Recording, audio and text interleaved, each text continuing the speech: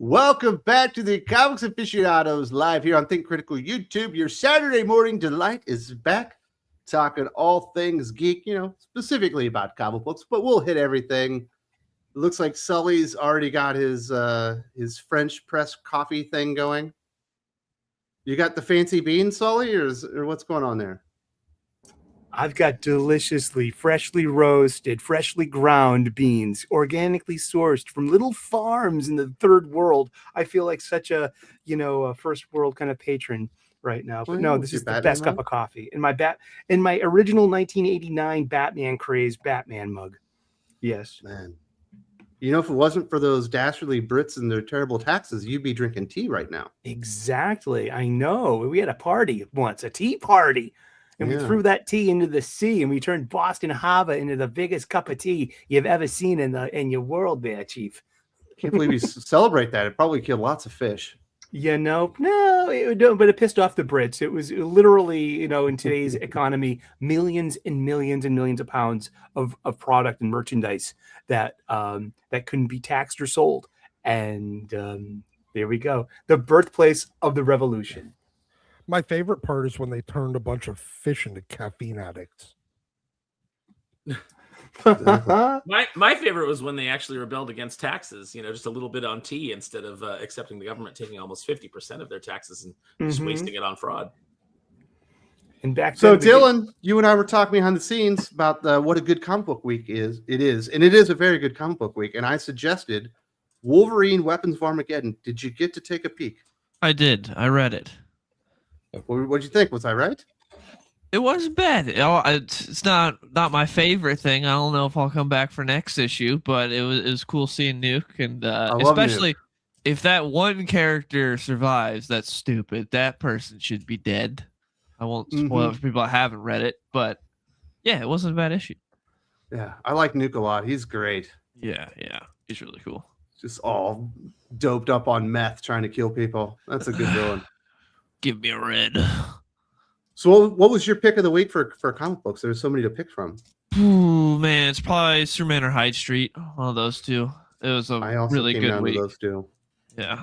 So freaking Ivan Reis coming back to the book. Wonder what he'd been up to. He didn't come back when the book came back after like a 4-month hiatus.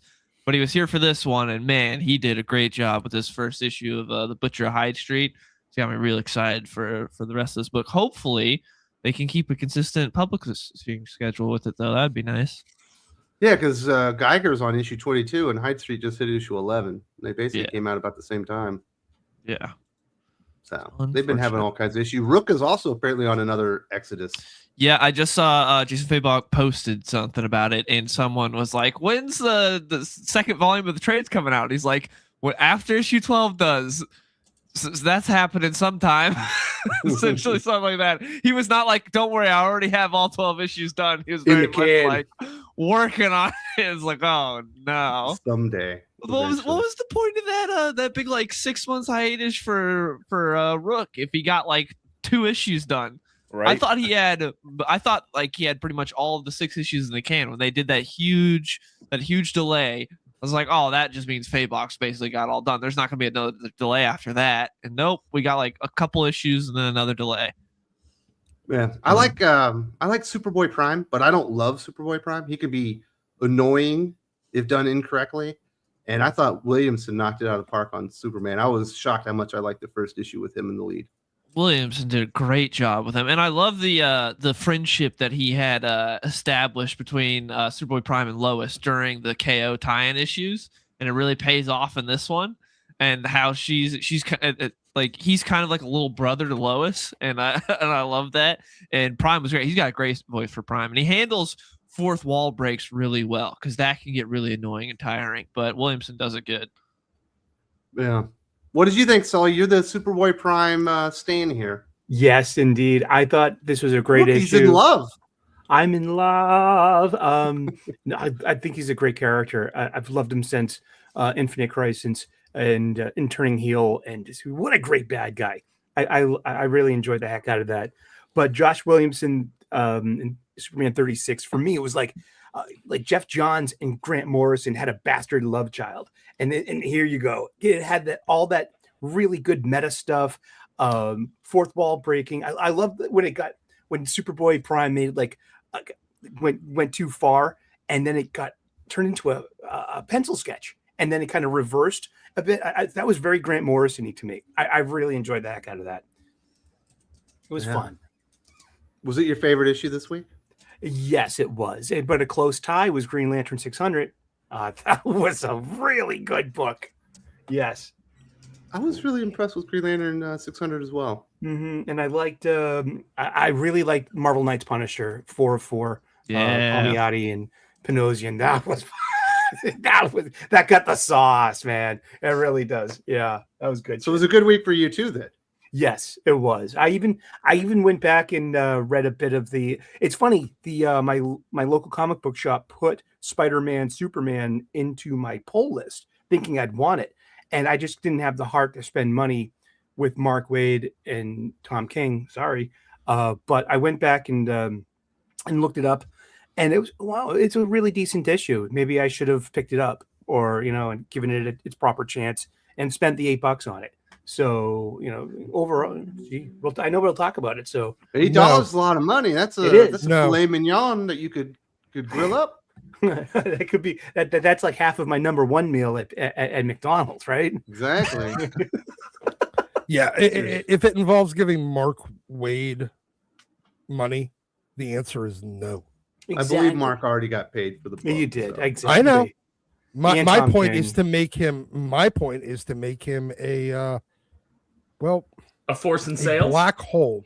Yes, a black hole of sales, so people stop giving him money. Exactly. Does that work in comics? Because I keep seeing people who are a black hole of sales, like Saladin Ahmed, and they just get handed another book. No, but eventually somebody will stop getting paid, and then you might actually see some change. But that's a story. That's a discussion for another time. So McDonald's, you're back. Popeye culture, the big movie, TV aficionado. How are things in Josh's world? Good, busy, busy. There's a lot going on. I mean, not necessarily just with the channel, just work. My brother's been running for local politics, local government, so trying to help him with that. And then felt like you were about to say president. No. He's running for justice of the peace. So, but yeah, just he's gonna walk around with like a 6-shooter. I mean, he's already a sheriff. But justice of the peace for us, it's our judge. So it's like the local judge. Now, see, in my head, I like to think that he's perched on a gargoyle at night going, "My city needs me." And you're just like there writing stuff for him. Say this. Say this next. Say this next. Yeah. So no, just a lot of different things, a lot of moving parts, staying busy. But yeah, Popeye culture is still going strong Tuesdays and Thursdays. So I was looking on Docbuster Video, and a new film showed up called Greenland 2. And I didn't know that there was a Greenland 1. Okay, so I didn't go in either. there, yeah, and I find Greenland, and I watched it this week. Have you seen it? I have not. Oh, what did you think of Greenland, Dylan? You had to have seen this movie. I haven't. I know that's the Gerard Butler movie, right? I've not seen it though. Yeah, with Morena Baccarin or whatever her name is. Yeah, I'm in the same boat though. Like Greenland. I saw the ads for Greenland 2, and I'm like, "There was a Greenland 1," and everybody asked was like, "I don't know." Oh. Well, it's a fight up movie. It's like The Day After Tomorrow or 2012, but scaled down and a little bit more serious.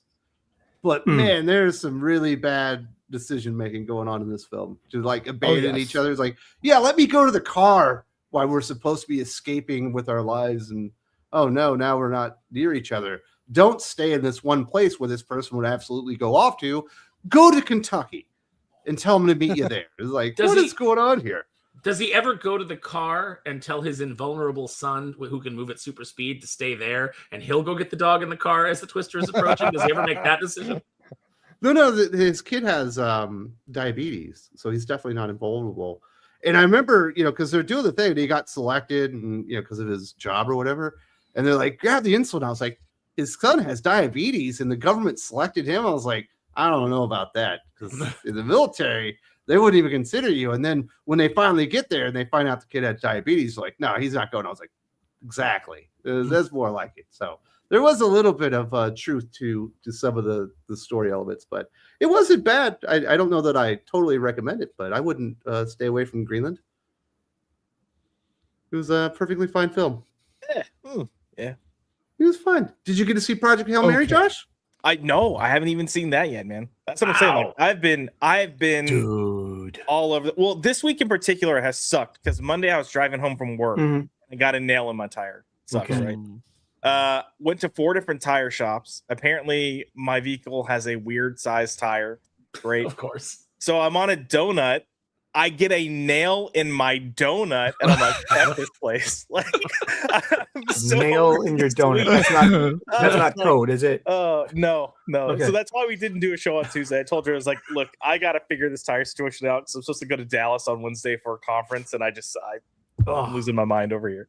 What is the lesson do you think that you're supposed to learn from these 2 nails? Like, what do you know? Don't drive over nails, Josh. Come on. Apparently, they're doing do construction everywhere around here. I think the lesson is if you buy a Kia Sportage, be aware that that's God speaking to you and saying, "Man up and stop buying Kia Sportages." Yeah, get up. Come on, It F-150, mother. This is why with a rifle rack, yo. Josh lives in Texas. Cars. Josh Why lives don't in you get a Texas. and God is RAV4 while telling you're him. at it? Like, what are you doing? What's wrong with the RAV4? I mean, I don't have one. That is a What's wrong total with it? chick car. No dude owns a RAV4. Only his girlfriend. Okay, I mean, that's fair. I don't know any dudes who own a RAV4, so I guess that's But not fair. his But I wife, feel like- because if it's your wife, you actually get her a real SUV that wouldn't kill you when you got into a wreck. I don't know. I just feel like there's some like overseer of Texas, and they're like, "No, you need a truck, Josh. You need a manly You can't truck even put with steel manly balls tires." on a Hey, fucking Canyon Sportage. At least I'm not driving around like a Ford Focus or something or a Prius. Like Ford has a good I'm a engine. I don't know why you're Prius. pissing on Ford. Ford Focus is a perfectly The fine car. Focus- The Focus RS or is it the RT? I don't remember. The fucking racing one. It's actually a pretty nice car. Exactly. I don't know why you're trashing Focuses when you're fucking driving the Sportage. I like my Sportage, man. Is that what you picked us up in Dallas? Yeah. Yeah, that's a nice vehicle. Yeah. Oh no. Yeah, it's not bad. Oh no. Indy Andrews bringing up bad memories. Listen, that was Oh my god, that's so good. no. Listen, When I if used- Wes is exactly, going to I give you a was 5 John knuckle shuffle, Cena. it's going to be in a full size SUV, like a real man. Exactly. It's gonna have steel balls on the back of it. Just to let you know what's going on in there.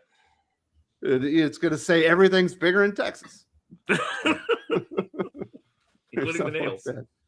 Oh man. So I finally figured out, Dylan, why my son's Switch won't work on the TV, and you making fun of me for the stupid HDMI cord.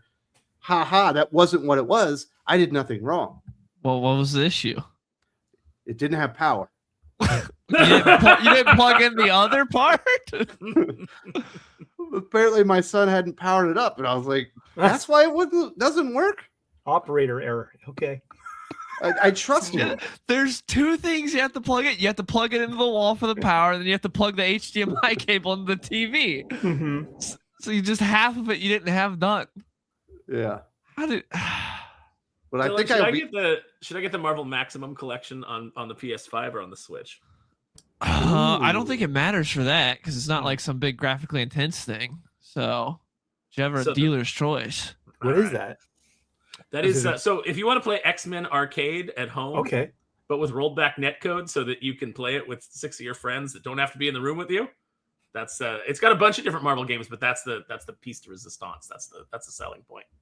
Wow. Yeah. I love those Marvel versus Capcom games. I love the design of all the Marvel players in that anime style. That blew my mind. I love that stuff. Yeah, you get that. You get Captain America, the Avengers. You get Spider-Man and the X-Men, which is one that I played a lot back on the Super Nintendo. Yeah, and then they got a whole host of other ones, like that really difficult Silver Surfer game from the NES. That's in there. Very nice. So you're buying it, but you haven't decided which console yet. Yeah, I haven't decided which console to buy it on yet. I'm gonna get that, and I'm gonna get Cosmic Invasion because I love beat 'em ups. So Feels like the Switch would be the cheaper option for the cartridge, right? I don't think so. No, Nintendo is notorious for how expensive their games are. They like never go on sale ever. Oh, Yeah. is that why you don't use consoles? No, that's not why I don't use consoles, but that's like a Nintendo thing. It's like this game was a launch game for the Switch, and it's still $60. Like they never put anything on sale. Yeah, I'm thinking of getting a Steam Deck actually. Ooh, nice. What do you get with the Steam Deck? Should I get it? I mean, yes. Can I join your guild? Yeah, sure. Wes, you're already honorarily in whatever guild I have.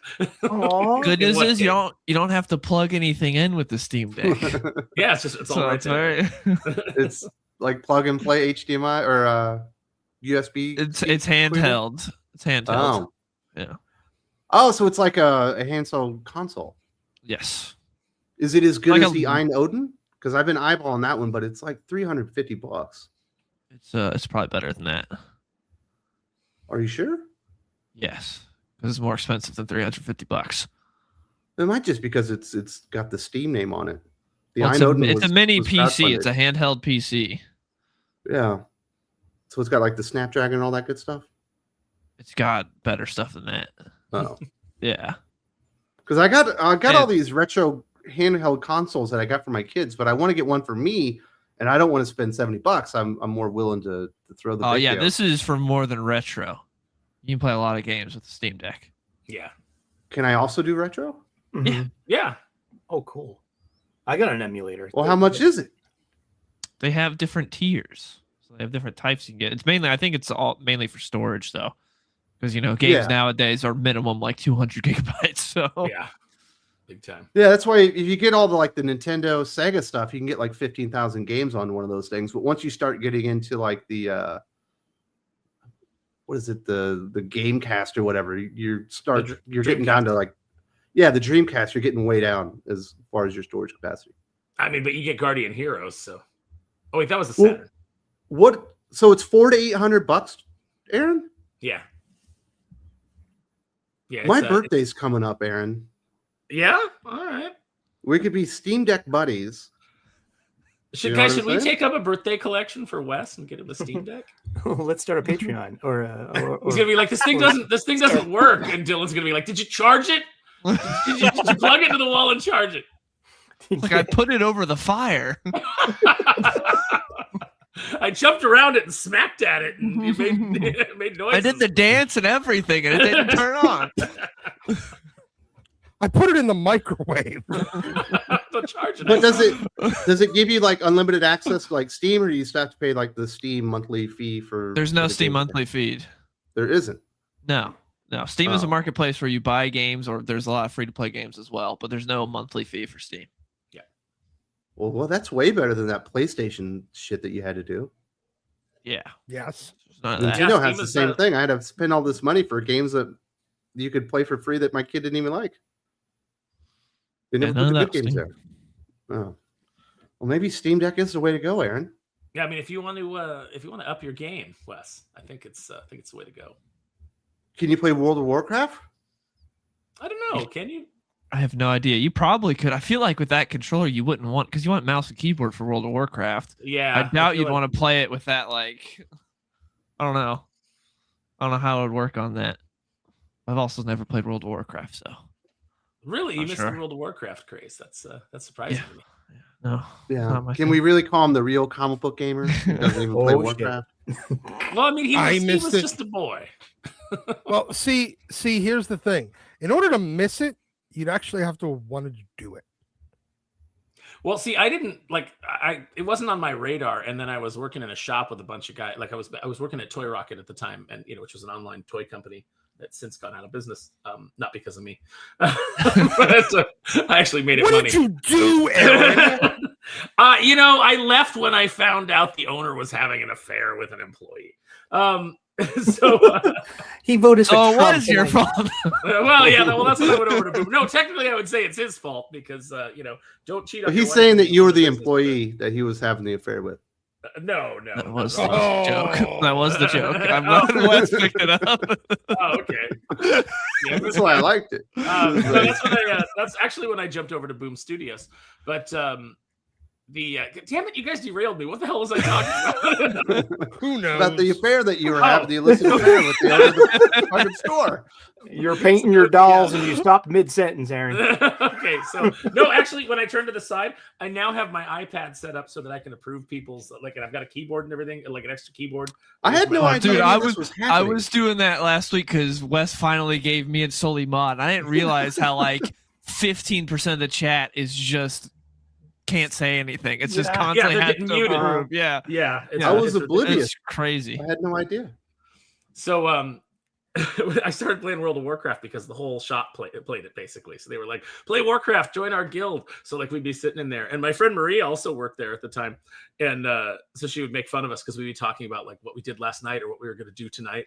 And she'd be like, oh, are you guys going to go to that instance and seek the fluffy pantaloons of vengeance? We'd be like, stop it. Stop making fun of us. This is all important. It wasn't. Well, yeah, because you're organizing, you're going out there trying to get your trinkets and get some booty and so trying to get the drops. See, the problem was he wasn't trying to go get booty. He was trying to get booty. That was the problem. It was the anti-booty, really, if anything. I did see you don't get booty in World of Warcraft? You don't steal treasure? No, you get that, but not the booty Doc's talking about.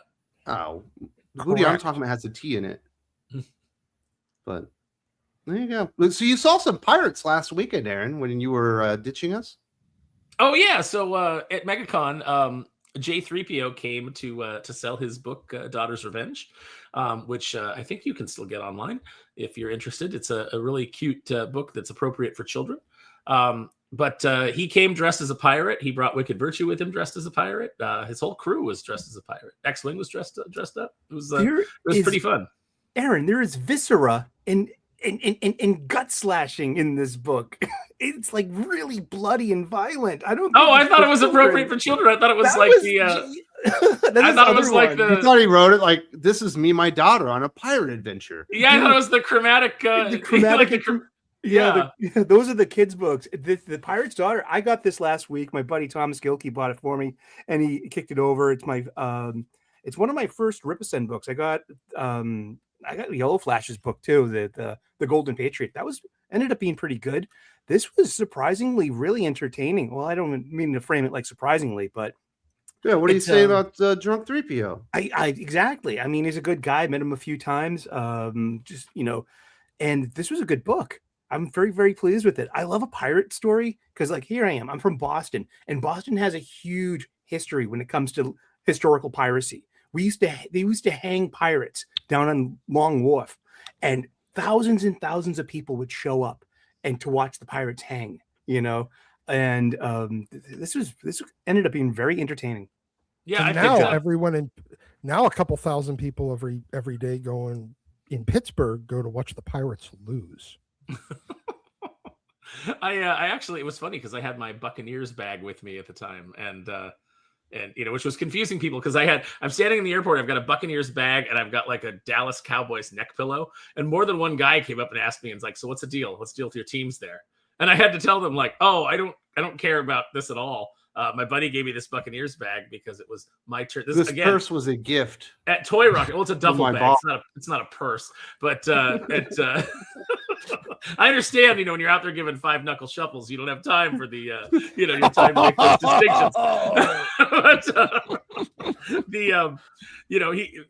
At Toy Rocket, my buddy would order from Uline and you get a free gift. And so he'd always order somebody something, based on the team that they like. And he's like, well, you didn't like any teams. So I figured maybe you liked Pirates. And I was like, sure, this bag's cool. So this guy's like, what are you doing?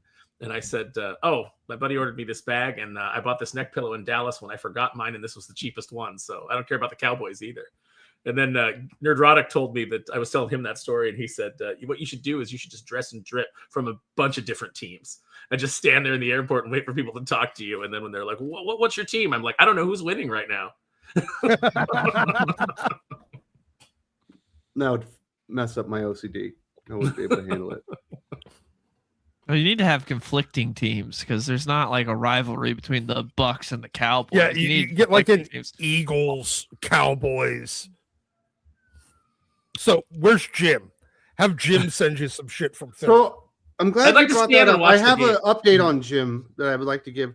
So he's been sick for over a month, We haven't been able to do our normal podcast. Been kind of working around that, and he thought he figured out what it was. It turns out he probably did have that, but he had something much, much worse. But it sounds like it's going to be fixed up, or he's getting fixed up right now, and he's on the mend. But if you have some thoughts and prayers and good vibes to send to Jim, he could still use them as he's recovering right now. But they finally have nailed down what was actually with him, or what was actually wrong with him. So thankfully that's happened. But I guess it was getting pretty hairy. He had to go back to the hospital this past week. Glad he's doing better. Yeah. Great glad news they to hear found that something. they finally identified it. Yeah. Yeah. Yeah, was actually- they thought it he was- had pneumonia. Well, I think he did have pneumonia, but it was something bigger than that. But sounds like he's going to be doing much, much better soon. So thank goodness for that. I thought they found Tom King's head up Jim's ass. No. Yes, that's that what wasn't he it. had. No, an obstruction. Yeah. No. Mhm. Not funny, Sully. I mean, I thought it was kind of funny. I think Jim would appreciate it. He's got dark humor. But Jim is speaking very of recovery- self-deprecating. Yeah. Hopefully he's watching today. He could use a laugh. Should we We hear love from you, the Jimbo. peoples? Caleb says, bad news. Daredevil Born Again Season 2 is terrible and will fight ice. Good news, Paul is finally dead. So I bring this one up because of you, Josh. Last time, the last few times you've been on the show, we've talked about Daredevil Born Again and how the first season was disappointing. And you said, I guarantee Season 2 is going to be amazeballs. Just wait for Season 2. All your prayers are going to be answered. And it sounds like Season 2 hasn't started out better. Yeah, there are people that I know personally who have seen all 8 episodes, and their comments were the first 2 episodes not great. Starting with episode 3, it's gas pedal to the floor, and it's excellent. So I'm standing by that. Is that Grace Randolph? Fuck no. Grace Randolph? Absolutely not. Hey, by the way, have you guys apologized for any disabilities that you have to Grace Randolph today? Make sure to do that. I don't get the joke. What happened? I don't know, but there's no telling. It's the whole Tourette's thing. It's yeah. it's not worth rehashing, but it's No, that was great though, and she like doubled down. I was like, "What are you doing?"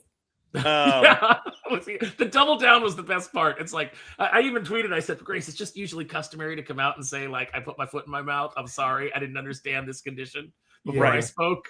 But man, Oh, wow. Look, what I will say about season 2 is this whole kind of lean into the ice. Interesting thing is, we're talking about how we're leaning into this ice thing. They filmed this before the ice stuff started even going on, but it is very heavy-handed in that regard. This second episode, I'm not looking forward to. It's going to be focusing on little girl White Tiger, so get ready for that. Buckle in, and then just I like White Tiger. He was cool. Yeah, but we're dealing with like little 4'9" Legacy now. Yeah. Feminist Little power 4'9". fantasy. Yeah, There we go. For the Yeah, second what- episode. Doc, you don't need to put it on Docbuster. We don't want to watch it. I put the first episode on yesterday, and It was I very haven't mad. watched it. Yeah. I haven't And- watched it. I literally, I will say I did laugh out loud at the scene where Karen goes into the gas station in the wig to like get the folder, because it was filmed so poorly and it was so obvious. Like the whole point is be discreet. Was it as so bad it's as the Rock's wig? Oh, the Rock's wig's pretty bad. It's not even, the wig was bad, but it's also just how they acted and filmed that Oh. scene. Because she like walks in and then she gets there and she's like, and I'm like, okay. everyone is like, this white chick's on drugs right now. What's going on? Yeah, but no, seriously, episode 3 through 8, get ready. And then it's my understanding that Bullseye of all characters is the one that steals the show this season. So does he See, get a my does he get a question- costume at any point? I think the costume's going to continue to suck. Ugh. So, yeah. Bullseye's a good See, character. Why wouldn't he steal the show though? Well, I mean, did you care for? I mean, did you like him in the 2 or 3 episodes he was in for season 1? Season 1. I didn't He was make it that great. far. He was great. Oh, you didn't? I will say he was one No, of the I better stopped parts. watching it once He was White Tiger guy died. I was like, "What is this?" Oh, this so show's- you missed some of the worst stuff of that first season, man. Like what? You missed the bank robbery episode. I did. I don't know if I missed it. but I wasn't there for it. like that was gold. Like there was so much stuff to make fun of in that episode. So Josh, what is the problem? Why can't Disney make TV? Why do they hire, like, do they have a writer's room checklist of how many of each, untalented person they have to bring in? What's the deal? Like, what do you know? I mean, I think that's part of it. Keep in mind, so they had those very public, like, oh, we're making changes to how we do television. We're going to start having showrunners again. They did all that. But keep in mind, when they did that, they were already, 6-7 episodes into Daredevil Born Again season 1. And instead of scrapping it like they said, they kept everything and just made, one episode to put at the front of season 1 and one episode to put at the back of season 1. So even coming into season 2, you still have the lingering threads of all that crap that was so bad that Charlie Cox was ready to rage quit.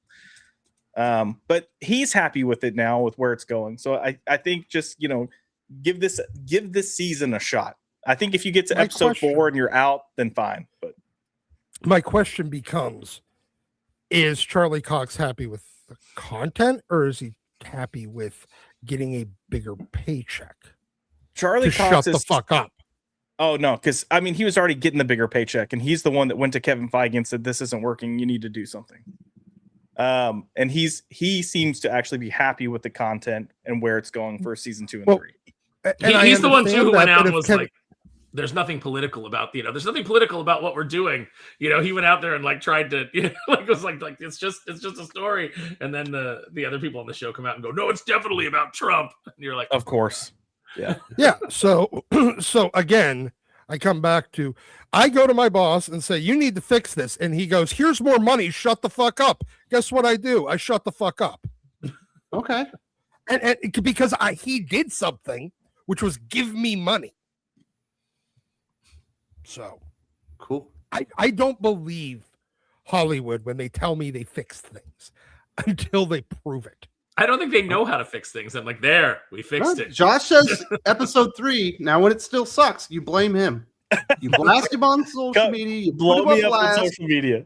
Exactly. Josh, you got to do the Doomcock go. My sources are saying, but I haven't seen it myself, so take it with a grain of salt. Yeah, right. I'll say the person that I talked to was Brandon Davis, and he's very open about if he does or does not like something. And he was very upfront to say, these first 2 episodes, I watched them. I was like, we're still getting Born Again season 1. And then I watched the third episode, and he was like, I was hooked the rest of the way. So Caleb says, do you believe there's a group of people that get together and go, let's destroy childhoods? Stephen Colbert on Tolkien? Seriously? Come the F on. I heard that Tolkien's that Colbert is actually a Tolkien expert.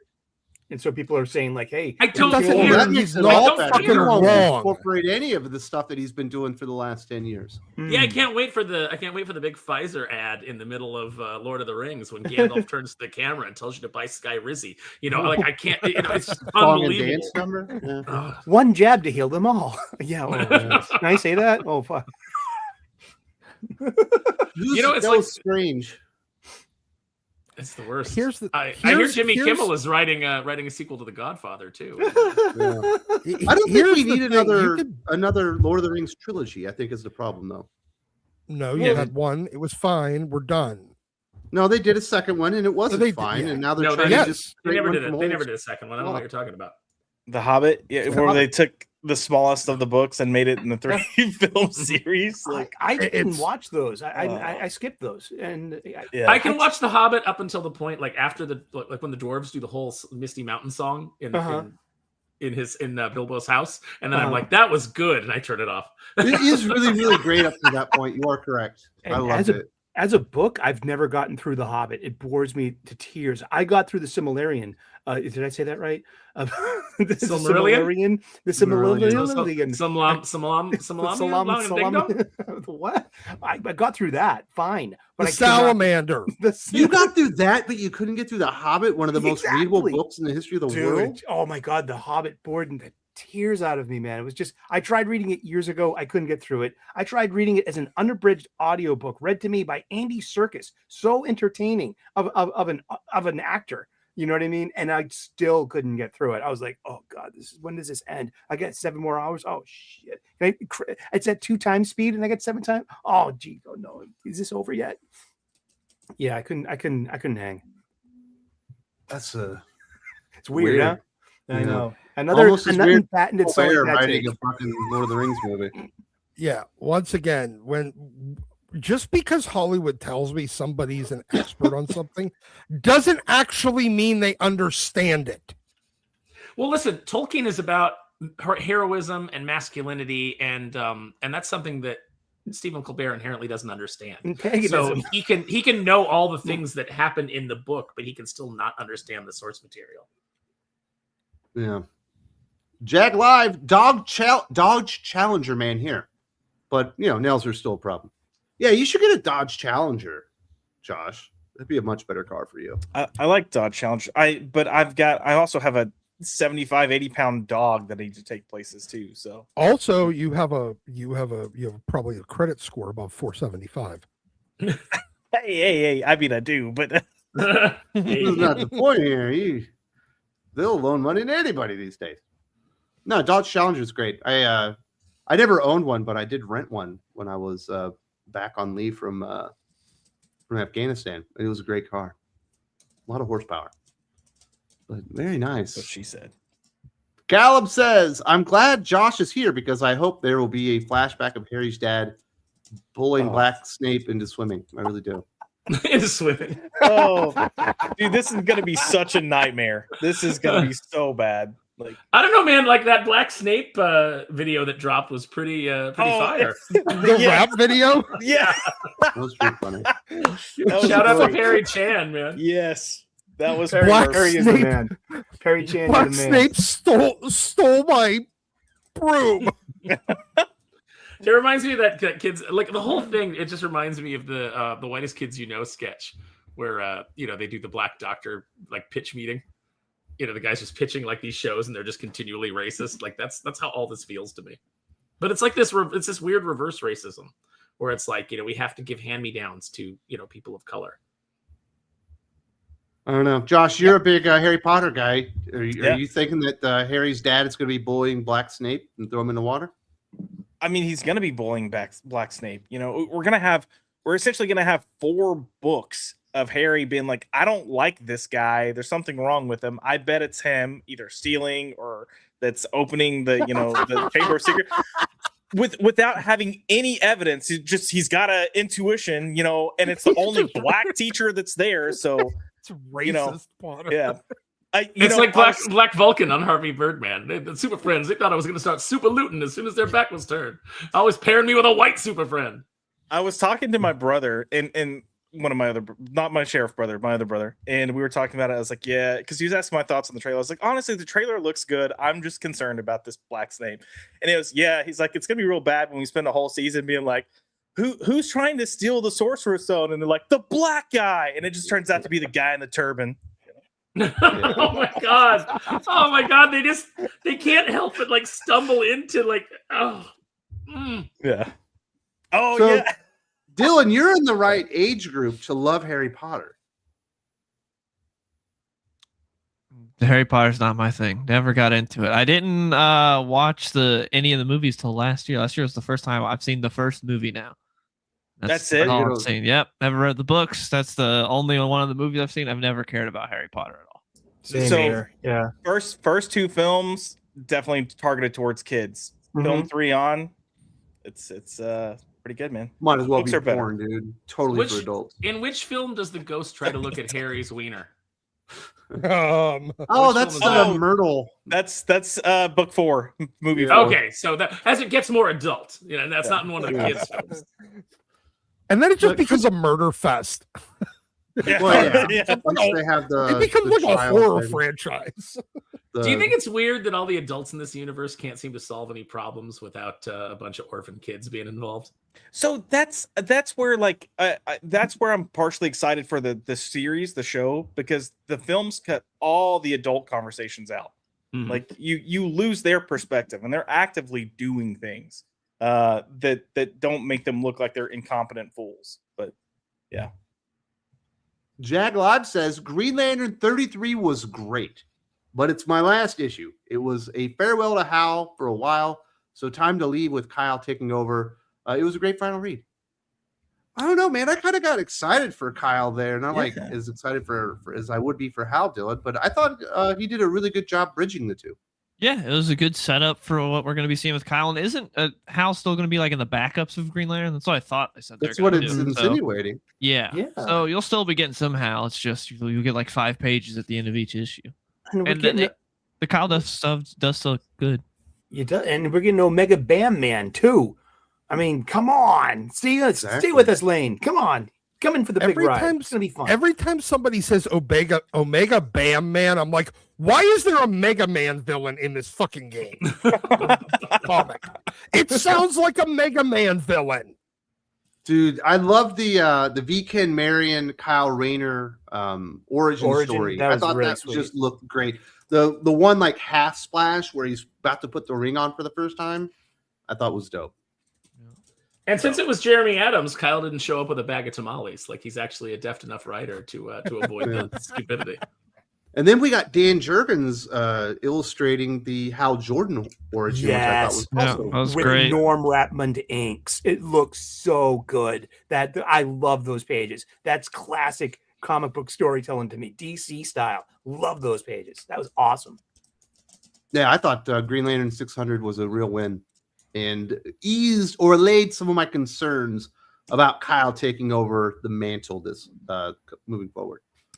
And my favorite part, and this wraparound cover starring all these Green Lanterns and the history of it, blink and you miss. Alan Scott's like right over here. I was like, "Where's Alan Scott? You gotta look for him." But there's some docs over there, and he's like getting some hookers. He's doing gay stuff. Yeah, right. He's talking to the bushes over in the Esplanade at midnight. Why is he just kind of bending over a box? Oh my gosh. But my favorite part was the glaring omission. There's no Jade in here, no Jenny Lynn Hayden, because I'm still mad at her for cheating on Kyle, in that issue that Ron Mars wrote.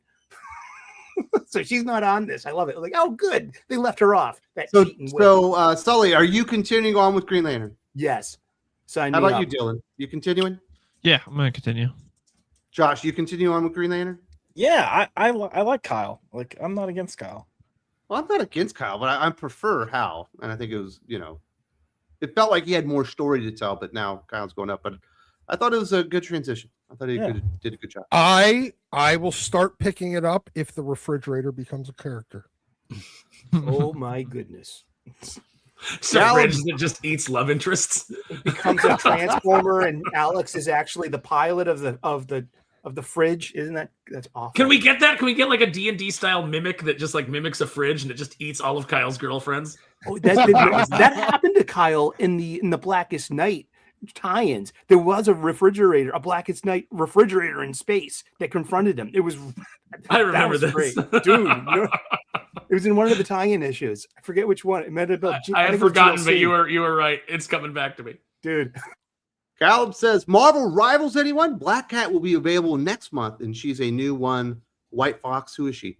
White Fox is that, I think she's Korean.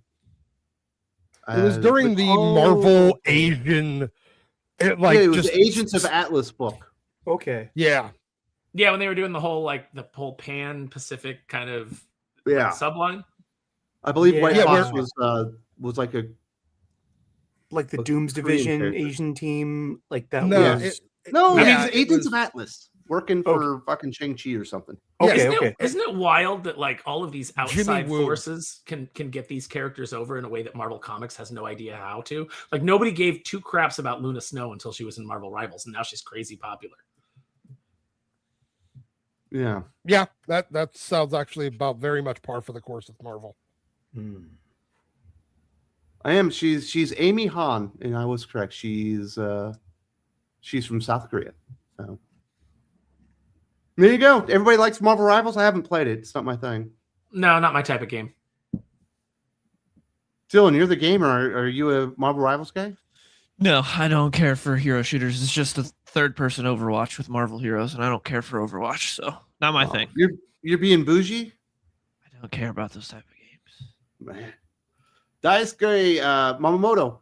Wes, if you don't get a Steam Deck, I will personally fly down to you just to pull a Stewie. Well, just save the money that you would take to fly here, send me, and I'll buy a goddamn Steam Deck.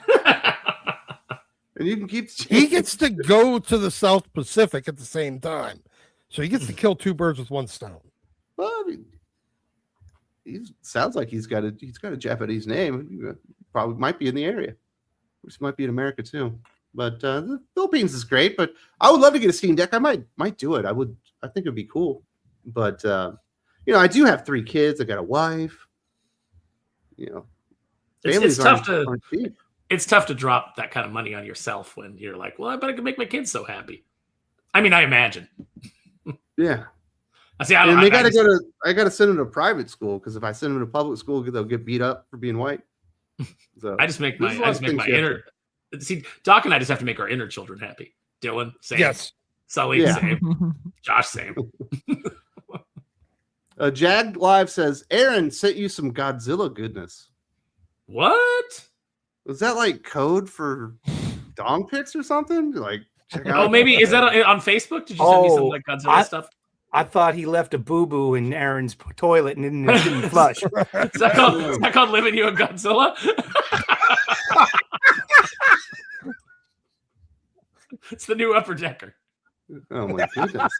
but I had Taco Bell first, so there's some atomic flame going on. No, you can tell. Oh no, I was Del Taco. You can tell from the bouquet. All right. Tacos for dinner is delicious. And Super Franda Man. Paul confirmed killed by Torment in Venom 256. So Venom 256 hasn't come out yet, but I will say this: at the end of Amazing Spider-Man this week, which is the issue in Death File preceding 256. Torment is at the door with Dylan and Paul, and my assumption coming out of it was that Paul is going to die in the next issue. They're not going to kill Dylan, who he's there for.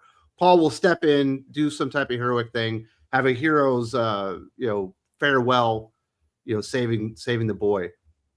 And then they'll give. And then Paul will get powers too. Yeah, he'll be resurrected with a symbiote. The symbiote will have to bond with him before he dies. That's why the fucking Symbi book got delayed. Mm-hmm. I think the symbiote would spit him out because he doesn't eat vegan. Yeah. Don't get your hopes up for the death of Paul, guys. They're not going to do. They're not going to do it because it'll make you happy. If you read it, it feels like that's exactly what they're going to do, and it's pretty great. Even before that, Joe Kelly really has a good voice for Dylan. He just calls Paul a cuck to his face. He's like, "Don't act like I respect you. You're just here to, be a simp and all that kind of stuff." He's like, "I don't hate you because I don't care about you." I was like, "Well said, young man." That's what Paul needs. A little dose of reality. His job is to pay the rent and fuck off. Basically, yeah. So I will be reading Venom 256. I don't know why, but I guess dedicated myself to finishing this Death Spiral story, which hasn't been very good. Although this week's issue with the Ed McGuinness art and ASM was a huge step up for me. But Ed McGuinness can do that, Man, are you still reading ASM, Doc? I'm a couple issues behind. I'm not really haven't had any urgency to read it in like 3 issues, but I have them sitting next to me. I just haven't read them. Okay. Are you going to get the Venom tie-in issue so you can get the full story? Fuck no. Oh. No, I don't. I really do not care about this, like, whatsoever. So I cannot bring myself to spend money on this fucking event. I'll be checking out the next one, and I do expect Paul will die. I don't know where it's been confirmed. Maybe that has been leaked. I wouldn't be surprised. Yes, the pages have been leaked, and yeah. Is it a good one? Yeah, he gets stabbed pretty good. Perfect. And it's Carlos Gomez, so it should look good. Yeah. Yeah. So okay. They leaked that stuff out to make people buy it. Smart move. I wouldn't buy Venom if it wasn't for Paul dying. Yeah, if marketing leaks it, is it a leak or is it just a release? A sales ploy. Super Mastermind says, make non-superhero comics. Comic book stores won't like it. You just listen to them. Then all hope is lost for all comics. That is not really what's going on right now. In fact, there's a lot of comics blowing up, and not many of them outside of the Absolute universe stuff are superheroes. Yeah. There's all Yeah, I just kinds of watched- image books that are exploding in sales, and they're not superhero books. I just watched your and Doc's video on some of that, Dwark and Nectar and all these other things that are blowing up in the indie sphere. I mean, that's good. That's what we want. We want the indie sphere to be healthy, because it looks like Marvel is on just a controlled decline, and DC, has its hits and misses, but it's nice when the indies are strong. I don't think Marvel's decline is even controlled. I think it's just free fall at this point. Do you think they've lost control? I think they have. They have no fucking clue. There is nothing controlled about this collapse. But there's a bunch of books blowing up. White Skies, like a post-apocalyptic type of thing. Nectar is a horror book. Dork is, like a fantasy adventure thing for younger people. So I would there's argue a lot of stuff that's not superhero. Yeah, I would argue. I don't know how healthy those books are, though, because like in the examples of Dork and White Skies, like they're blowing up, but it's pure speculation. Like I mean, they were. I think the Brett Bean thing was a little different because he had done that web crawler Carl thing, and that kickstarted Dungeon Crawler Carl. Dungeon Crawler Carl, and that it wasn't Kickstarter. It was Backer Kit did over $2 million. Yeah. So there's obviously a lot of interest in that. He was associated with it. He was the artist. And it mentions, when you go to his backer kit and it tells you who the artist is, that he's got Dork coming out next summer. And I think that definitely played a part into it. Now, as far as the other ones, they don't have that kind of lead into them. So they might be, astroturfed. Yeah. But there are some things blowing up. Anytime a book is selling online for like $30 to $50 an issue before the book comes out, I'm going to think it's sus. So, yeah, for good reason. Yeah. I'll tell you what, though. I'll tell you this. 10 years. At MegaCon, so I've talked to, I've sat next to Brett at cons, really great guy. I went over to see him at MegaCon, and I could never talk to him because he always had a line. And he's not a guy who just shows up randomly. Like, he's sitting there at his table all day. And he had a line of people waiting to get books signed and waiting to buy stuff from him and waiting to get sketches. So, it's really nice to see his success. I think Brett is fine. My thing is kind of the same way that The Walking Dead was fine when it kind of really kickstarted this weird, and Robert Kirkman actually had some value when he kind of kickstarted the indie to hype pipeline. Once all his shit started getting optioned, and then everyone and their mother's obvious Netflix pitch image comic started getting super hyped and like spiking like this before it went out. This was 10 years ago. We already saw this exact market situation happen. No, I think there's something to it, Doc, because it seems like people are actually reading Dork, but we had at the Comic Mint booth, we had a ton of different exclusives on different books, and I was asking the people that were coming and buying, they're coming and buying, they're buying, Pop Kill exclusives, they're coming and buying Exquisite Corpses exclusives, and none of them have any idea what's in the books. Like, none of them are reading those. That's what I mean. Because I kept asking them. So they're like, no, I'm just here because Tony Trophy drew this great cover. Or I'm just here because Will Jack has a cover on this. No, I don't think anybody's reading those books. And eventually, if you don't have readers, you will fall off. Well, that's what happened 10 years ago. Every book before it came out, there was a good basis for it. This time it's Brett Bean and actually like being a talent. Before it was Robert Kirkman. And then every single image, like, people just randomly started deciding this next not yet released image book is the next Walking Dead, and like specking the fuck out of it. They did this for about a year, about 10 years ago. And every month, every week or two, there was a new ultra hot indie book that hadn't even launched yet that became a game of hot potato. Mm-hmm. And you were just not being the one left carrying the bag. Yeah. So there are some non-superhero books that are pretty hot right now, and we'll see how the market ends up working out. But I know a lot of shops are very happy. Caleb says Smog was good though, right? I don't know, dude. Is Smog better than the freaking Dragon and Dragonheart? I think he meant the we were talking about the fact that all the Hobbit movies sucked. Yeah, he's talking about the Dragon Smog. Yeah, but I know, but I think he meant the desolation of Smog. No, I think he just means the dragon. Yeah, there's definitely elements in the Hobbit movies that are worth watching, but it's all the padding around it that is terrible. I imagine if somebody went in there and did like an Eric Foreman style cut of the Hobbit films and just condensed them down, you might get a pretty good 90-minute movie, 2-hour movie out of it. But yeah, those things are just too bloated. Yeah, I remember it being actively bored. Is the Smog though? I Cumberbatch like is Sean good. Connery better, dude. Yeah, but I don't know that Sean Connery would have it's a different performance because Sean Connery is a heroic dragon and Smaug is an evil dragon. So I don't think Sean Connery would work as an evil dragon. I think he's too likable just right out of the gate. What were you saying, Dylan? You were a big fan of the Smog? It looked good. No, I was saying It's a good Cumberbatch is looking good. Yeah, it looks good, and Cumberbatch is good, but that's basically where it ends. I think the first Hobbit is fine; it's all right, and then the second, film. The river scene. the second, and third. That's one the are second terrible. one. Yeah, the river scene is where I completely checked out. Oh well, no, the first one has that long sequence of escaping from the goblins where they're just falling like cartoons for and it's just it's. But awful. I liked the big fat goblin dude. He was pretty funny. He was It cool. is a whiplash if you go from like the original Lord of the Rings to the first Hobbit and just the overuse of CG. It's like, oh my goodness, this movie looks so much. It looks 10 times worse than the movies that came out a decade prior. Which is sad. Yeah. But no, they did Smog well. I agree. Caleb says Neville's going to be scared of a black man. That's right.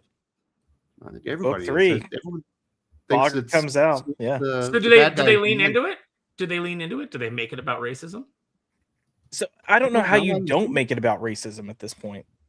And that's what I'm saying. Like you've got for 4 books, you've got your lead character saying he's suspicious of this guy, but he has no reasoning. He's just like, I just know he's not a good guy. And he'll say things like, look at him. Just like, but when you go to the original context, like Snape looks evil. He's super pale skin. He's got dark hair. He's all dark. He's gone. He hides in the dungeon. Like he looks suspicious. Here, it's just a black guy. And you're like, look at him. And by the way, just like not even a guy that like is like emaciated or looks sinister. He just looks like a random guy. Yeah, but what Callum's referring to is in the 3rd book they have a creature called a boggart, and when you see a boggart, it embodies your greatest fear. So when Neville faces it, Snape comes out of the closet that the boggart is in. So now you're gonna have a black guy that's like slowly coming out of the closet. So Neville's gonna be scared of gay black men. God, they shoot themselves in the foot all the time. They're trying to be like progressive, and they just end up being so regressive. Yo, what MVP went to the gym. He dropped us, but it was good to see MVP in the chats. Don't talk about that guy. He's a loser. Oh, MVP. Like, you don't like MVP anymore? What is he? I just got to give him crap. No, if we don't like him, I'm down for it. I haven't seen MVP in forever. Mm-hmm. He's been busy, man. You down with MVP? But Josh, you got to make time for the things that are important. And what's more important than us? Agreed. Daisuke says it's conversations like Harry Potter that make me wish I was on the panel. No way to respond in real time. You are in the panel with us here in the live chat. You're contributing to the conversation right now. Yeah. Yeah, you get to shout out at us. Yeah, this is this ongoing comic book shop style conversation that we got going every Saturday, all of us together. It's not just us, on the grid. It's everyone in the live chat, and it's especially the comments after in the show. Like when people watching the replay, this conversation goes on all week long. Be part of it. You know what I mean? And you are part of it. Yeah, I guess, if we were at a Comic-Con and this was a panel, you wouldn't be able to even interact until like we did the Q&A session at the end. Right. And then maybe you'd have 15 minutes to try to get your question in. And like the person in the back of the room would be going like, come on, shut up, guys. We got to get Kevin Smith on stage to talk about whatever bullshit he's doing. Get in the van. Give him the hook. So you do get a little bit more of a real time. They're also holding the signs that say no cussing and we have kids in here. Yeah. Yeah. We should do a live panel sometime. Maybe I'll finally make it to MegaCon. We can work it out. Yeah, That'd be cool. that would be Yeah. cool. Sounds like MegaCon was amazing. And then Daisuke says something very interesting that I 100% agree with. Harry Potter is getting an HBO series, yet DC does not have the common sense to put out a Harry Potter line that adapts to books. Synergy movie just left on the table. I 100% agree. I think if DC did a Harry Potter retelling of all the books in comic book form, I think that would blow it up.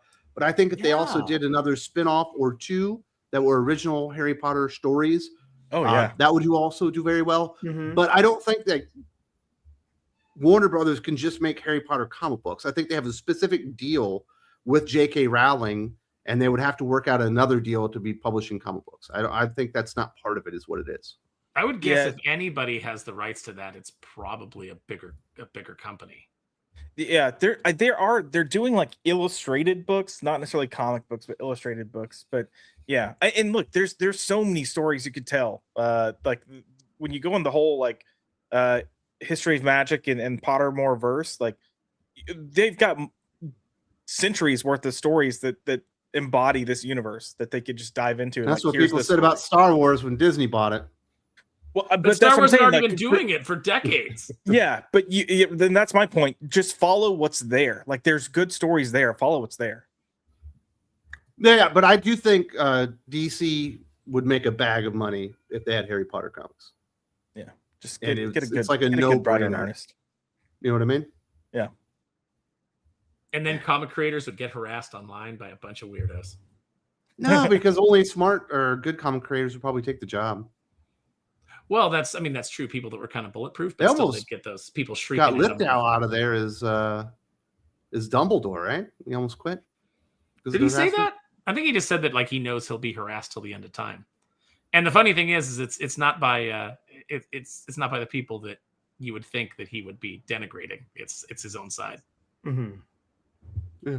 Lithgow's a treasure. People should be nice to him. Yes, exactly. Yeah, people should be nice to him. I wish that he had had a little bit more FU in him though. Yeah.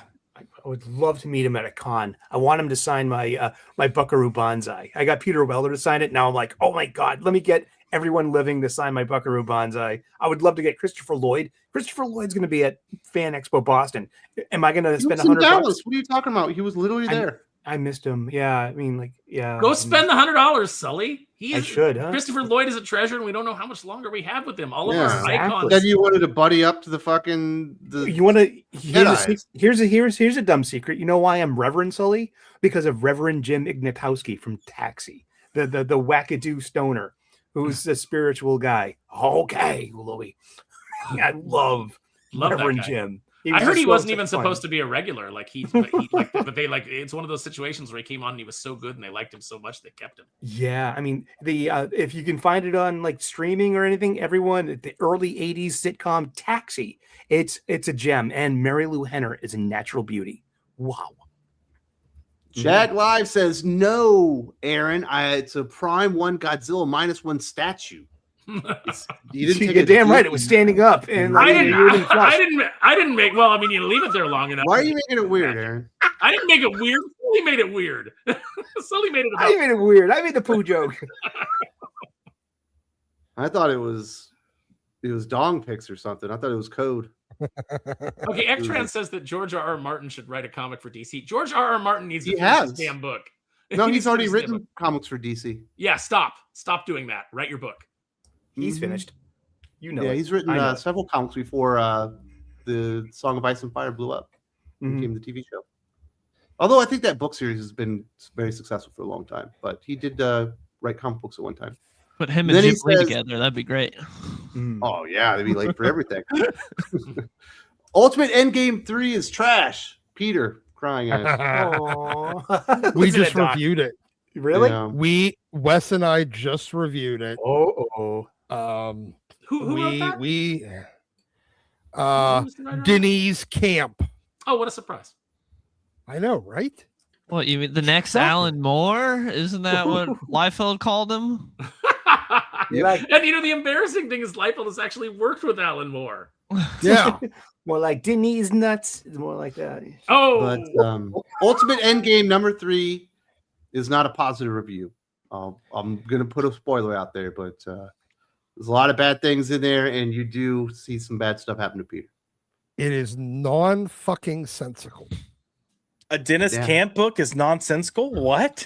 I know, right? Shocked. Matthew Ledbetter, that Texas Blood is coming back in June. Yeah. That is great news. Yes. Are you reading The Peril of the Brutal Dark, Josh? No. Is that Condon and Phillips as well? Yes, it's the DC Yeah. Vertigo book. The second issue came out this week. All It's right, not I a gotta catch Western. It's a pulpy noir type of mystery type thing. Yeah, Dylan's got it. It's a pretty It's good really issue. good. It is one of those books that has far too long of a title, but don't let that scare you away. It's really good. Yep. But yeah, it's I think I nice must have when missed Conan the and first. Phillips get together. Yeah. Are you I must excited have for missed more it of when that it came Tested out. So Blood? that's Was my there, bad. was there Also, more the meat on Vertigo bone? books have not been great. Oh, I think there's a pause on Josh's end. Say that again. I think there's a Yeah. pause on your end. There's like a delay. Well, Yep, definitely a delay. You got some lag going we're on. watching some Josh lag. experience time I in a was like, different why way. is Josh This and I great. talking over each other? Holy Josh, Josh they're, is- Josh, they're taking our base. You're lagging, bro. You're lagging. He's got latency. Josh is issues. actually on a space station hovering around the moon, and it's going to take 8 minutes for that signal to get back to Earth. Yeah. But that Texas Blood is a good book. The Enfield Gang Massacre is I think a better book. And then the Brutal Dark is definitely the best thing out of Vertigo thus far, Dylan. Yeah, it's really good. I'm really liking it. I have not read any other Vertigo books though, because this was the only one that had a creative team where I'm like, I trust this creative team. And then Caleb says the third movie was a letdown. I think he's talking about The Hobbit because they did lean away from the Tolkien speech pattern. And I was hoping Bard would say the line from the book before he kills the dragon, but he says a little to the left. It's just like terrible battles. Like it's like he didn't even understand anything about the originals, like why those battles worked. It was just like throw a bunch of CGI enemies together, and it was terrible. That was. Yeah. I don't know. I, for one, was really fascinated by all of the intricate look that we got at Lake Town politics. I was just like, oh, why are we doing this? Because it needed to be 3 movies instead of the one that it should have been. And that guy never gets his come up. We spend all that time with him, and like nothing ever comes of it. Yeah. This is why Ultimate Incursion was 5 issues. It could have been one oversized, you know what I mean, special, and it would have made a lot more sense, and it would have been a lot more fun. But no, let's make this 5 issues long. It needs to be a trade paperback in your collection. No, yeah. Did you guys like the romance story from, was it Teriel or whatever? I mean, I didn't hate it. In the dwarf? I thought it was pretty stupid. I mean, it really wasn't good, but I mean, like that wasn't the most offensive thing in the movie to me. Like I was Okay, what's the most offensive thing? This is gonna be hot. That lake or that river sequence in the barrels. Yeah, Like, that was where I just completely checked out, and they never got me back. that was awful. The Yeah. physics of the Legolas Azog fight was also terrible. How are we doing, Josh? Are you back? Is there latency still? I don't know. Do I sound? Am I on No, time? You're good. You're You're good back. now. As Faith would say, you're coming in 5 by 5. Hey. Daisuke says, are any of you aware that Peter Smenny might shutter Alterna Comics? He was betrayed again with Blood Realm. I wish he had more support. I did see that on Twitter. I guess Robert Geronimo. I don't remember the guy's name, but I used to read that book. It was actually really good. But I guess he doesn't want to publish through Alterna anymore. It'll suck. It's pretty sad. It sounds like Peter is really down right now. Yeah, I sent him a message and just said, like, hey, let me know if you want to start working with people that are more dependable and more loyal. Mm-hmm. Send me a message. I know a lot of them. Yeah. I remember when he got swatted like 8 years ago. That was really strange. Yeah. Can you imagine that's how weird comic books were then? That people would try to get you murdered just because you were making comic books, or it said that your creators couldn't talk trash to people online? Yeah, or no, actually, yeah, it's like you dared to say that your creators had to behave professionally. I mean, I don't know what the situation is with Robert Geronimo. I don't want to judge and get in there, but I do know that Peter has given his heart and soul to trying to publish people and to make comics. So, I tend to, this is one of those things where I'm like, is this just a simple matter of a breakdown in communication that like completely fell apart? Because that does happen. And I think that, you need to really like just talk things out if you can. Mr. Usagi Yojimbo, JSA is my favorite team of all time. DC has relaunched it, but I'm scared to read it. Has anyone read it yet? So I read the first story arc and I didn't love it. So I kind of fell off of it. Yeah. But Dylan has continued on to the year one story for JSA. Okay. And you're saying? Year one's good. That's why I'd recommend jumping in. The first arc, Jeff Lemire went incredibly slow like he did with Absolute Flash. And the first arc's not great. It gets decent by the end of it. But this second arc's been pretty good. I've been enjoying year one. That's why I'd recommend jumping in. You skip the first arc. It's not worth reading. Is that issue 13? Somewhere around there. I can't remember which issue year one starts. But it's got a really good artist in Diego Orlatugi. I'm probably saying that wrong, but really cool artist on that book. But you say now is the time to jump in. Yeah, year one's good. And then Daisuke says, Fad, I wish I was a part of this baseball team. It would be nice to pinch hit. Sully, you are part of the baseball team. You're watching from home. You are. You buy the tickets, you wear the apparel, you're the one that tunes in, and you're also the fandom too. And I think there's an unspoken correlation between our comic book fandoms and sports fandoms. Like I'm a Red Sox fan. I'm going to give the Yankees fans and the team an extra hard time. And when the Sox aren't performing on the field, we let the managers, the players, and the coaches know. And they know when they stink it up, we let them know. And that's always been part of a social construct in our fandom. And we can't do that over here in comics? BS. No, it's not toxic. That's his fandom. Man, there you go. Yes, I got it. Now. And yes. Who is it? Somebody confirmed. It is, in fact, Kane says issues 13 to 18 have been the JSA year one story. So start at issue 13, skip the first 12 issues, and you'll be good to go for JSA. So I guess we should talk about this Superman Spider-Man crossover. Ooh. It's weird, we got all this feedback and what people want to talk about. Nobody wanted to talk about this book. It doesn't feel like the buzz is there, Josh, for a Superman Spider-Man crossover. We haven't gotten this in 25 years. And, it's coming on the heels of Batman Deadpool from Grant Morrison, which I thought was really inventive and terribly entertaining. And I don't know, is this thing not having the hype that it should have? I mean, that's at the fault of DC and Marvel for putting out, schlock for years and years and years. DC's been better in the past 2 years, I'd say. But I think too many people have been burned too much that they think it is nothing more than a cash grab. And look, everything is a cash grab to a degree. But, there's a point in time where we stopped, or the creator stopped trying to actually have the cash grab also have good content. And I think people were like, yeah, I'm not going to pay a ton of money for this. The unfortunate thing is, I actually had a lot of fun with this book. The only two stories I wasn't like crazy about were the last two, but everything else is like, you know what? I'm down for this. I'm enjoying it. It's fun. The stories are kind of like a little creative in how they came together. So I wish more people, since I've read it, I wish more people were talking about it. And yes, while Grant Morrison did a good job with Batman Deadpool, Marvel's take on it was utter trash. So, I mean, yeah. I think the problem that you run into is that DC picked a creative teams here that most people don't want to support. There's only a few people that are like really, really big Tom King fans. And most of the rest of comic readership has been burned by his just mommy issues, midlife crisis in everything comics. And the ones that haven't, you also have Mark Waid involved. So now it's pick your fucking poison.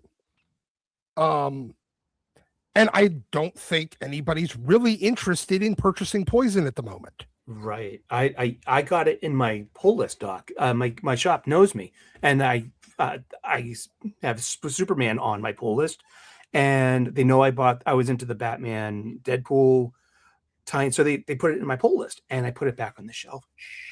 I did. I didn't want to spend $8 on a magazine I don't think I'm going to read again. Yeah. Not only that, but I mean, most people like. I don't think DC understands, and I don't think anybody in comics understand how toxic off-putting to sales certain creatives have become.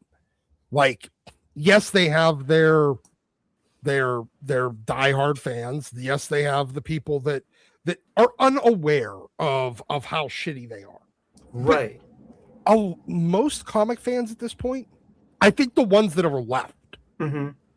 are relatively plugged in to watching what these people say and do on a regular basis on social media and in the world. And how much they've just turned a lot of their comics into propaganda pamphlets. Mm-hmm. And they've gotten turned off by certain writers that either, somebody like Mark Waid, it's either his weird Trump derangement syndrome. He occasionally writes some good comics, but that people like. I've never liked the man. Right.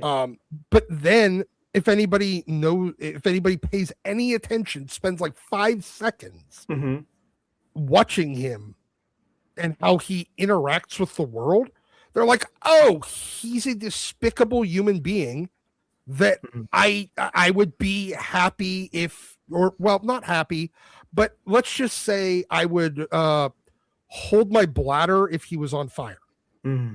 Well, this is it's funny because Mark Waid is kind of one of the things that I had in mind when I had this recent epiphany of like kind of changing how I interact with Twitter, because I've had a lot of fun. Like, I like to make fun of things and it makes me very happy. And I kind of like to take the piss out of people that are very self-important. But it occurred to me as I talked to fans at MegaCon, and one thing I didn't particularly like hearing was that, they're like, oh, you're a lot nicer in person than I thought you would be. And I'm like, what do you mean? And they're like, well, you're pretty, pretty sarcastic and pretty brutal on Twitter. And, I thought to myself, I said, well, I'm giving back, I'm giving the same treatment to the people that treat you this way. Like, I really took offense on behalf of the fans, on behalf of the customers, at the way they were being treated by professionals. And, I started pushing back on them in the same way. And it occurred to me that if I'm acting like Mark Waid to Mark Waid, I'm still acting like Mark Waid. And so, I've just kind of like had to re-examine how I conduct myself and what kind of like force I want to be within the industry. So, I definitely agree, Doc. I think that I think that the behavior of the pros, I think it turns people off.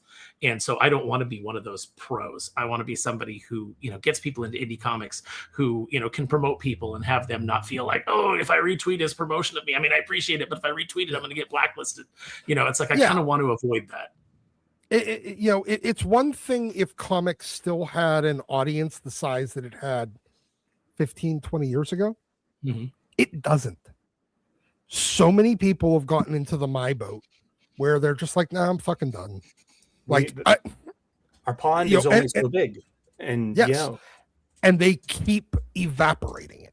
They're not even like filling it in. They're just like straight up evaporating it. And they made the water toxic over in certain corners of our pond. And we don't want to swim there because it's poison water. Don't swim there, and that's because of your toxic creators dumping into our pond. It's a nice metaphor, I think, So yeah, and they've gotten to the point where, unfortunately, if it was 15, 20 years ago, not everybody was plugged into who these creators were. They were just mostly paying attention to the stories. The creative, the editorial adjusted, when things were wrong or would, I don't know, they let certain things go if it didn't affect sales, and if it did, they were fine. But I don't think that folks realize, I don't think that editorial is caught up to the fact that they've shrunk the pool so small in audience. And the only people that are left are the people that are still plugged in. And you know what's ironic, Doc? I'll tell you this much. That was a really good Mark Waid story, the Spider-Man Superman story. I went and I got a review copy. I read it before the show, and it's actually a really good Tom King story as well. I mean, that's probably They just being ripped the fair. Lois Lane and MJ story out of the Jerry Conway book and made it its own story. But I enjoyed it. You know, it's Meatloaf, right? And we haven't, you know, it's pretty good Meatloaf. You I know, thought it was like I thought it was fine. comparison to the Grant Morrison Batman Deadpool stuff. Not Well, nearly as inventive. It was very paint by numbers to me. But the Jim Lee art really elevated it. That's where you have like that's why Hushers 2 is delayed. Well, because that was I prefer the Jorge story. Jimenez doing Spider-Man because I That thought was that was good the real too. treat of the Oh, book. gosh, that was that. And I really like Mark Waid's voice on Peter. I mean, that was really good. Mark Waid's really good at his job sometimes. Outside of his, this should be one of these cases where I separate the art from the artist, right? If I want to, you know, did this book deserve my $8? In hindsight, yeah, I think maybe I should pick it up next week. You know, it's good. I liked it. Yeah. What were your thoughts on that one, Josh? Were you a big fan of this one? Yeah, no, I was saying when you stepped away, I actually had a lot more fun with this than I thought I was going to have. And I do agree with you. What Grant Morrison did with the Batman Deadpool book, I do think it was more inventive. I think he did a lot of really fun stuff in that. But I think everything that came after that was mediocre at best, if it even reached that point. And I found myself enjoying the stories here I like more. the Superboy Spider-Man 2099 story. Yeah. But I also kind of like, I don't know. I mean, I think part of it just comes down to character. Like, even though I enjoyed what Grant Morrison did with Deadpool, like, I'm not a Deadpool guy. Like, Deadpool gets on my freaking nerves. Where here, like, there was just something so wholesome about having Peter and Clark together that I was like, all right, I could stand to have more of this, even if it's just like good and not great, which I thought it was really good. But yeah, I don't know. I think I came into this expecting nothing, and I had a good time with it. Here, same here. Exactly. That's how I felt. Yeah, What were your thoughts, Doug? I thought it was pretty good. I liked the main story. I thought the main story was really good, and then the backups were a mixed bag. I feel like some of them were where it's like, why are we even having these backups? They're not even really going to do much. We could have cut them to let the other ones have some room to breathe. So some of the backups, I was a little like they're just kind of mid, didn't have anywhere to go. But I thought the main story from Waid was really good. The Tom King story, the art was good, of course, was Jim Lee, but the dialogue was terrible. Like, no one talks like that. The way Lois and MJ are talking to each other, it's like Tom King has never. I'm saddled with being you're the jackpot tiger. It's like he's never been a part of two human beings interacting before. It's like no one talks like this. That was. Hello. I love the fellow Jimmy humans. Olsen story. The Matt Fraction Jimmy Olsen story was great. Jimmy Olsen coming over to the Daily Bugle, getting instantly murdered by Carnage, thinking it's Spider-Man. Be like, I'm finally gonna get a picture of Spider-Man. Then he gets and him trying to be like, I got the signal watch. You got it the wrong guy, buddy. He's like, software update. Damn. See, I love that was as well. so good. That was great. Yeah. I thought that was the best of the backups. The Superboy 2099 one looked great, but it was one of those where like it had nowhere to go. It had like, we've got like 3 pages for you. It looks really good, but it had nowhere to go. I thought the reveal of the person that was talking that I kind of thought was an AI at first, and it turns out it was another character. I thought was pretty good. But again, it did nothing with it. The Power Girl Punisher one was surprisingly fun. I thought that was going to be terrible, and I was like, that's kind of fun. I was down with it. The John Kent Ben Parker one was one where it's just like nothing, like Been there, mid. done that. Yeah, it was like that. Didn't really need that. Could have scrapped that and give the others more room to breathe. The Rucker one was interesting in theory. I think it was kind of flat. But having J. Jonah Jameson and Lois Lane, both like newspaper reporters, publishers in the biz, like in a kind of a debate. So and that was interesting. I agree that in theory it's interesting, but I agree with what you're saying. It was interesting in theory, but it fell flat because it didn't really say anything or do anything. Like I like the idea of Lois and JJ going back and forth, but like it didn't say anything. Like it was just like, what was the point of this? I like the idea of it. I agree with what you're saying, but like it didn't accomplish anything. It didn't like really take a stance on anything. It was just kind of nothingness. So that was disappointing. Like if you cut that, Lois should have been pointing out what a piece of shit J. Jonah Jameson is, from pointing out that the superhero that's been saving the city for decades, he's been painting in a bad light just for headlines, for clickbait. Yeah. never brought it up. So they didn't really even do that. J. Jonah Jameson invented outrage culture. Basically, He invented clickbait. who was the guy that used to smoke that had the big mouth was his logo? Robert Morton Downey Jr. Morton Downey Jr. Yeah, he's basically Morton Downey Jr. It's so funny that they threw Paul into the big crossover just to kill him next week. Why even throw him in here? Like, I liked that story. Because they're gonna make him a hero. They're gonna give him powers, like, because it's just the flashification.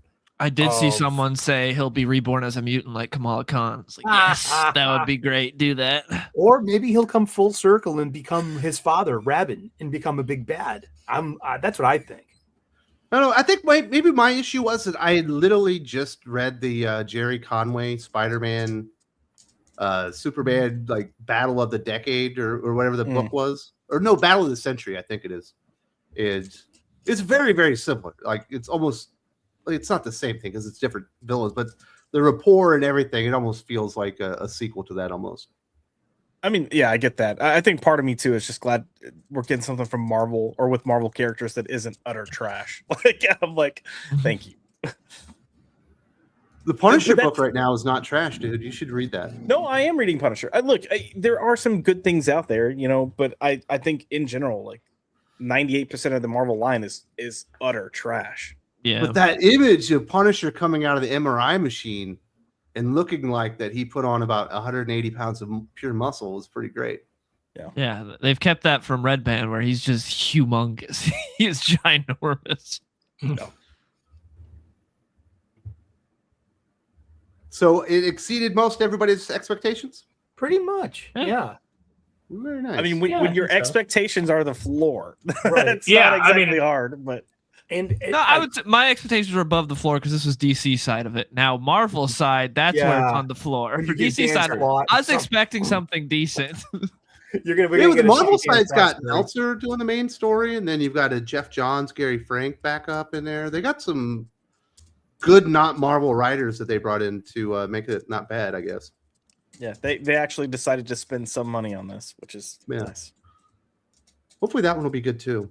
I like the Superboy Prime and the black Spider-Man outfit. I love the black Spider-Man outfit. So you get Superboy Prime and the black outfit Spider-Man, and then this kind of like in a Superboy Prime kind of tale where you're going between the panels and addressing the comic book nature. Yeah, that Daniel Sampere art was astounding. Yes. Yeah, it looked really good. It was really good. Yeah, it's just one of these like meta stories that Grant Morrison could have shitted out at any given Sunday on, but overall, this was a really decent book, and I might have to go back and spend $8 on it. That's it. Yeah. Separate the art from the artist. Man. Yeah. I guess there's an article out on Bleeding Cool that says if Tom Taylor is a tourist, Chuck Dixon is an expat because she beat up Batman in a fist fight. Yeah, what's up with that? So Dinah boxing Lance match beat Bruce in a boxing match. Yeah. Oh, geez. Even Buster Douglas went against Mike Tyson once. Well, I think it's funny that this came out the same week that I saw just a regular fat guy fighting two professionally trained female MMA fighters and just decimating them. Weight and size matters, and so Well, not even just that, but like I remember you had a guy that trained at the same gym as Amanda Nunes, who's like the GOAT of female MMA fighters, and she fought at 135 and 145. And he's like, we have to tell the unranked 125-pound men to go easy on her at the gym. So it's like that's how it goes. But what do you think, Josh? You're the Batman expert. Can Black Canary beat up Batman? No. I mean, look, she's a good martial artist, but come on. I'm going to say no on that one. The push of her and Cass and Shiva all being the best, it's like ridiculous. It's a pretty stupid push. No one ever brings up Richard Dragon or Karate Kid. Like those are the two. It's like I can kind of get Cass if you go back to like her original upbringing. I can kind of give her a little bit more credit because how she just understands body language, so she's always a little bit of a step ahead. but it's what you're talking about. Once you get to mass and just strength, like there's a difference there. So yeah, you can she can land a bunch of punches on Bruce. She can outdance him. She can land, more hits, but like it's not effective. Yeah, It's Bruce not trained with Ted Grant and Punchbot.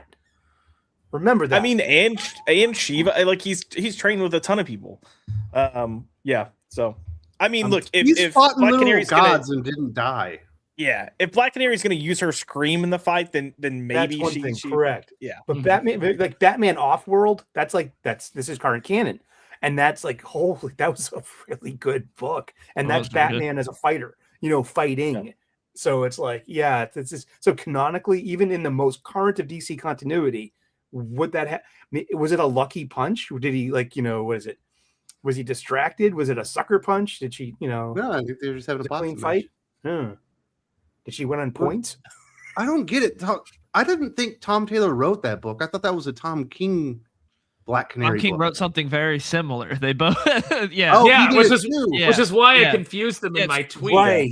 Tom King did. It's like Black Canary, the best there is. I think was the name of it, where like she goes into a big like knockout brawl against Lady Shiva, and in that I think she trains with Batman. She beats his ass, and now Tom Taylor just had her beat up Batman in a boxing match. Yeah. So I was going to read that this week and I didn't. Two bald guys named Tom writing Black Canary beating up Batman. It gets confusing. Yeah. I think trying to dunk on Chuck Dixon, like the most prolific and successful, one of the most prolific and successful Batman writers of all time, is probably a losing strategy on that one. And seeing Dixon push back on Taylor online like that was pretty fun. Is that what happened? Yeah, he called him. Yeah, Chuck called him a tourist. Yeah. Because Tom Taylor came out with his smug little, it's canon, Yeah. With his stupid potato face. The only good stuff Tom Taylor's ever written is his out of canon stuff. Yeah, like all of his in canon books are terrible. Like Deceased is good, but all of his in canon stuff is terrible. Man, did you like Injustice? No, I don't like evil Superman stories either. It's just been done to death. Yeah, but that was kind of like the beginning of it. No, we'd already had Irredeemable. The games are fun, but the story. We already had the boys. I like the story. Son.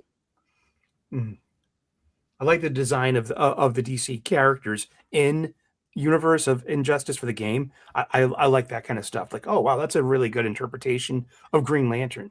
And then as the story, then you're happy that you're happy that you're getting that costume in Lanterns, then, right? Because it looks like the Injustice costume, only brown. Yeah, oh jeez. Yeah, I think it's gonna light up in a couple. Give it a couple of episodes. Let me put the ring on. Josh, you're the TV guy. You got all the behind the scenes news.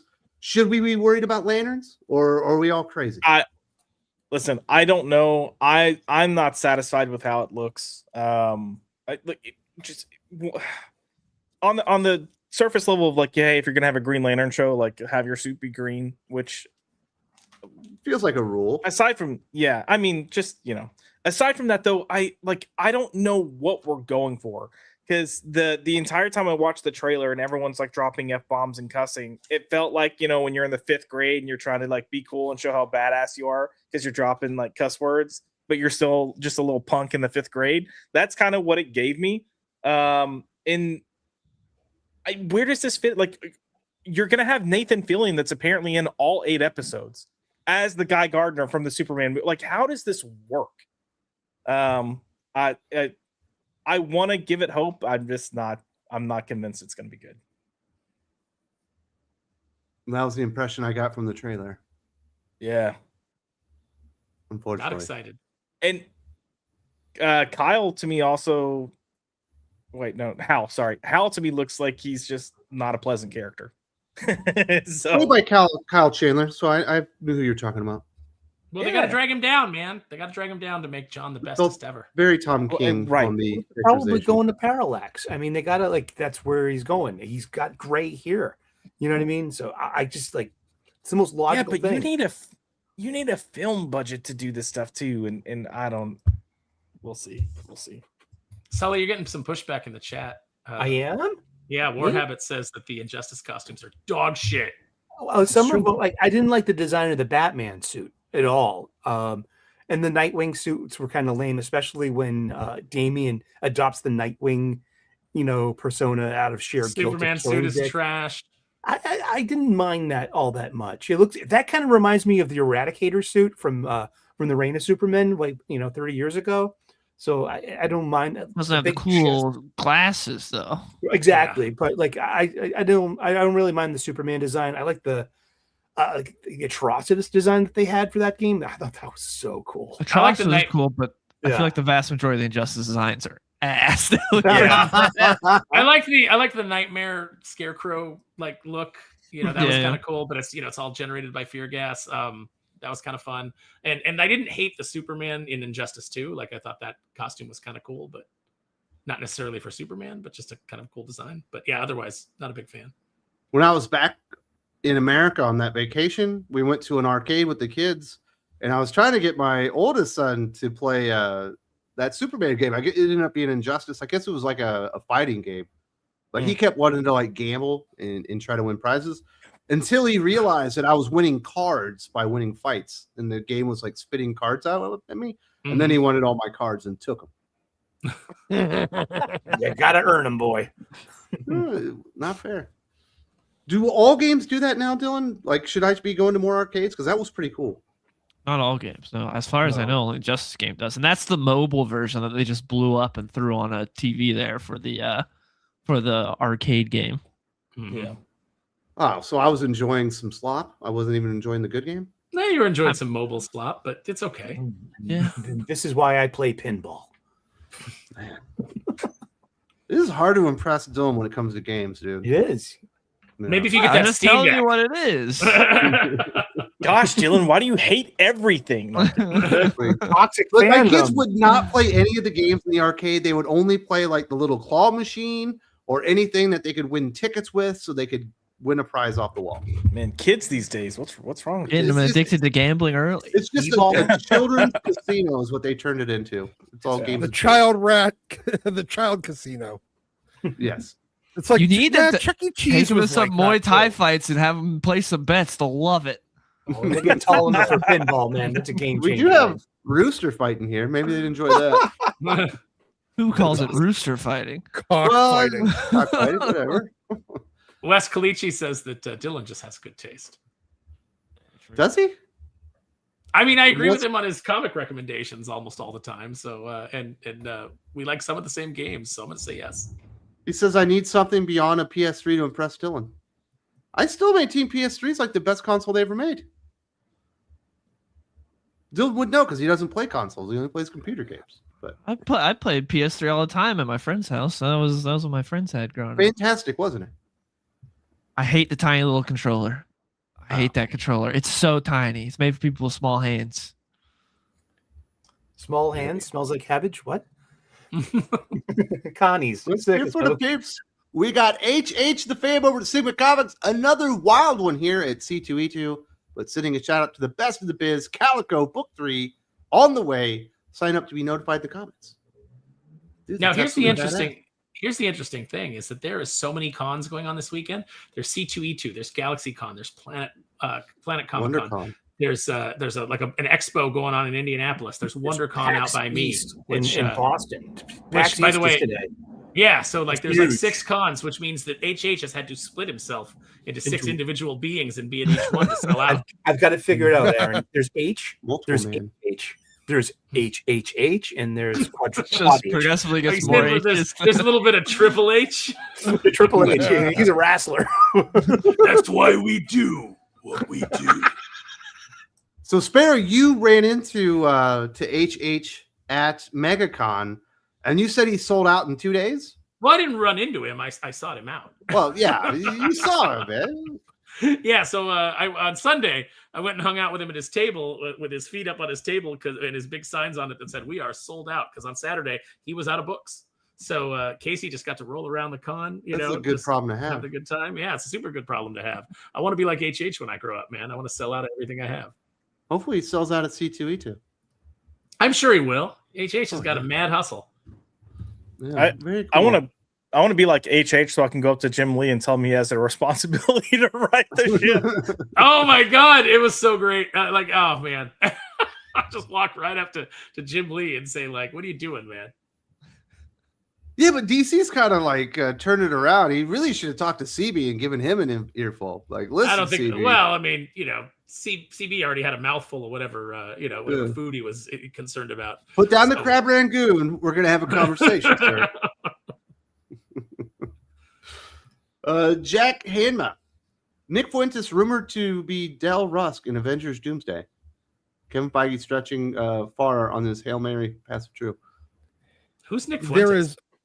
Oh, that's He's that an internet thing. podcaster. Like, Oh, is it that Groiper thing? yeah, the Groiper kid. Oh, yeah. Listen, do yourself a favor on social media. I've blocked the words Nick Fuentes and Candace Owens on my Twitter X, and it's such a saner place. I mean, like, just filter that garbage out of your life. I have a feeling he won't be in Avengers Doomsday. I mean, is he saying that they're going to model Del Rusk after him, or that? Oh, like, maybe. I'm confused. I think that's what he's saying, because That would make more sense. It'd be so stupid if they do that.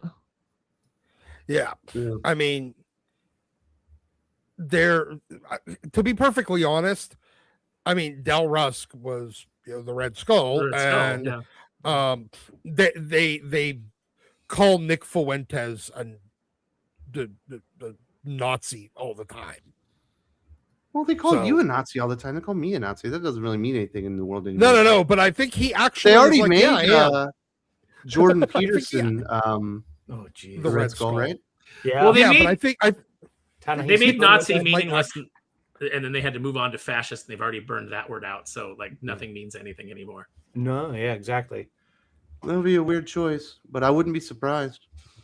I mean, is there room? Is there room for Red Skull in this movie? This movie seems like overstuffed. Yeah. I mean, you probably was it the cat who? Because we need another villain. If you got Hugo Weaving came back for Endgame. No, he didn't.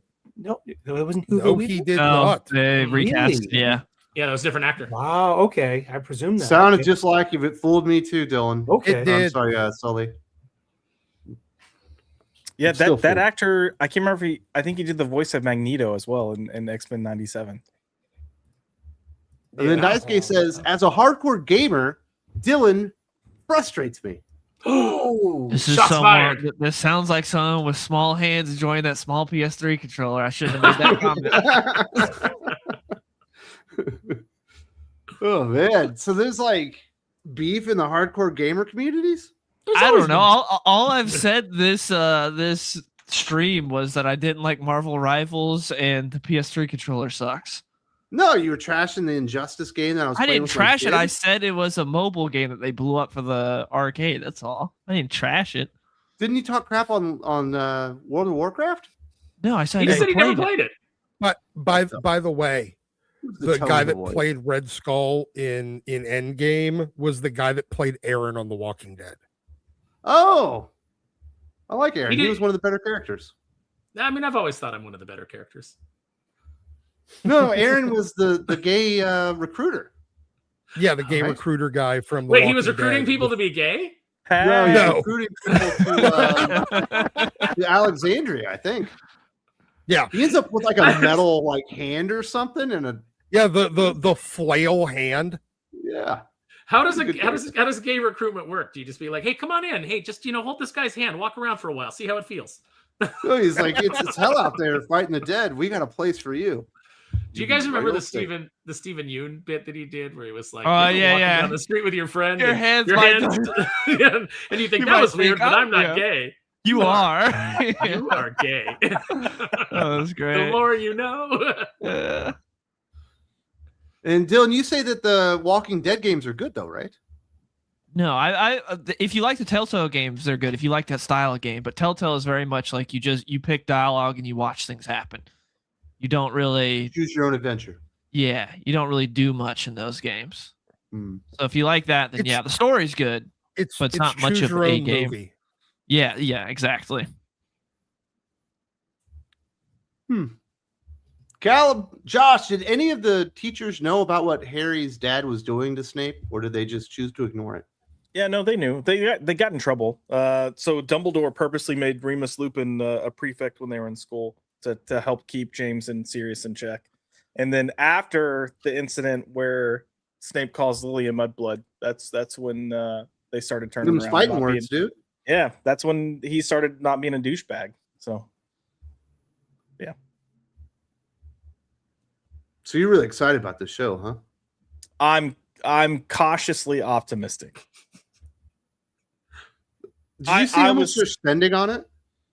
I mean, so I was worried it was gonna look really cheap. So I'm happy it doesn't look cheap. But it's I like 10 million an episode. Yeah, it's a shit ton of money.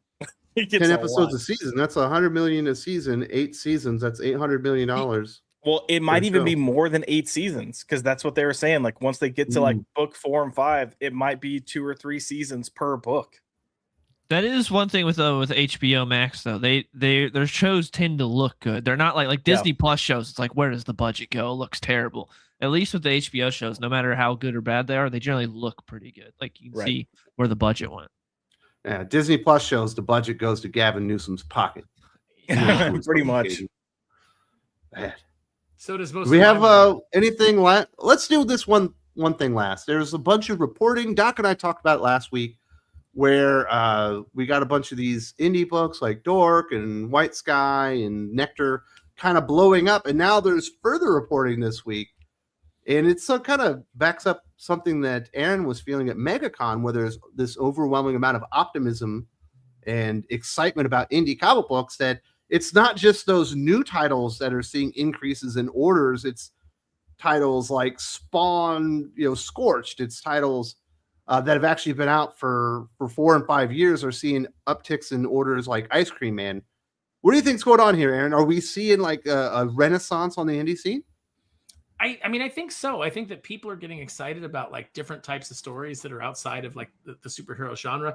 I think that era of movies has kind of hit its nadir, and it's we're moving away from it now because they just haven't been very good.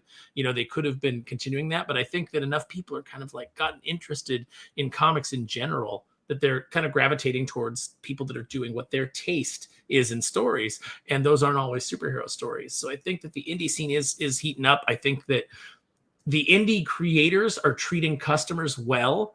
The excitement, just the fact that, people come out to see us is such a blessing, such a wonderful thing. Like I love interacting with customers. I love interacting with fans.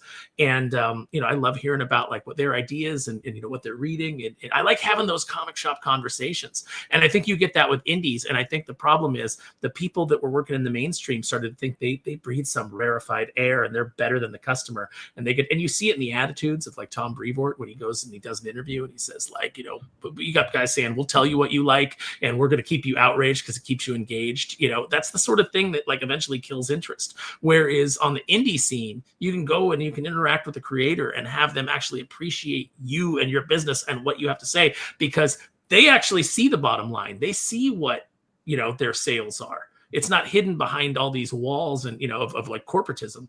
And also, corporatism produces slop. We say it all the time. It's the death of creativity. Once you have to go through a bunch of approvals, once you have to deal with a bunch of suits, good work escapes more than it's actually released. So, to make it in the indie comic biz, you really do have to have some level of quality. You have to have some level of connection with the customer. And I think that breeds excitement. But there's some weird stuff going on at the same time. Well, there's always weird stuff going on. Yeah. The comics are a group of malcontents. No, I don't mean that. Just with the orders, the way things are kind of blowing up before the book even comes out and they're sold out. It's already going to reprints and stuff. Yeah, no, Doc's right about the speculator bubble. Honestly, I say invest in the stock market rather than comics. Because like, look, all these things that are like the Dork Ashcan right now, as happy as I am for Brett Bean and for all the success, and I'm glad that he's actually getting people to read his book, which is different than a lot of these other guys. That bubble is not going to last. Things spike up when all of a sudden there's hype and people get the FOMO, but eventually everything settles back down. I mean, you're never going to get it cheap probably, but you'll be able to get it for less than $500. What if it becomes a really big cartoon? It's your new favorite cartoon, and it's even more expensive than $500. Yeah, it's true. But that takes a long time. That's where the speculator comes from, right? Probably. That's where a lot of speculation comes from. So everybody knows I'm not getting a cartoon, so I'm not getting that speculation on Kneel Before Doomface. You're not getting a cartoon? Why not? No, why would I? I don't have any kind of expectation of that, and I'm somebody who, like, my focus is comics. You know, if there was somebody who wanted to do it and do it right, I would certainly be amenable to that. But you know, the likelihood that somebody that's as outspoken as I am is going to get any kind of like Hollywood deal is just outside of the pale, and I'm not really concerned with it. What do you think, Dylan? Is this a real big boom that we're having, where the quality has gone up and people are, you know, flocking over to indies, and that's where the new people are coming in, or do you think this is a bit of an aberration? I think it seems like a bit of an aberration right now. It's just, I'm hoping we can get to where people are actually reading quality books, because things like what Aaron was talking about earlier, where it's a lot of people that are speculators and like looking at like, oh, I like the cover on this, and then they just take it home and they put it on a shelf and they never read it. I think there's a lot of that going on, because there are a lot of great comics that are, like, we talk about Ghost Machine all the time. Everything at Ghost Machine is really good, but they're not getting a whole lot of readers. Rick Remender's imprint is really good. I like what he's doing with Escape and the Sacrificers, but I don't know how many readers those are getting. They're not like huge. It's not like up there in the top 20 sales. It's like, that's the good stuff. So whenever you see these indie books that are popping off, it's always like stuff where it's like, all right, that's all right. But like the cream of the crop isn't even the stuff that's, in my opinion, that's like getting all of the fuss. That's getting all of the sales. But there was an article from Bleeding Cool, so take it with a grain of salt. It is Rich Johnston, where he's talking to his sources at Image Comics, and it said like the sales or orders for G.I. Joe 21 were greater than G.I. Joe 20, and the sales for like a future issue of Redcoat are far better than like the previous issue. So even some of those bigger books, you know, in Ghost Machine and Energon are starting to see an increase in orders. That's good, but also I feel G.I. Joe's probably got a part of it's got to get to do with the fact that they're going more into Transformers, right? That's got to be part of G.I. Joe. 20 is the one that had the Optimus show up, yeah. And Redcoat was the one that got the news about the movie, so that's the only thing. Like, I'm hoping that it's organic and it's actually like people coming over and enjoying it and reading it, picking it up. I just don't know. I think more money is going into comic book shops right now, so they're allowed or able to take more chances and order more issues on books that they think would be good or that they could sell to people. I'm hoping that's what it is. Well, and if they're cutting back on mainstream titles that don't sell and they're putting their money into indie titles that people are getting excited about, I think that's only a good thing.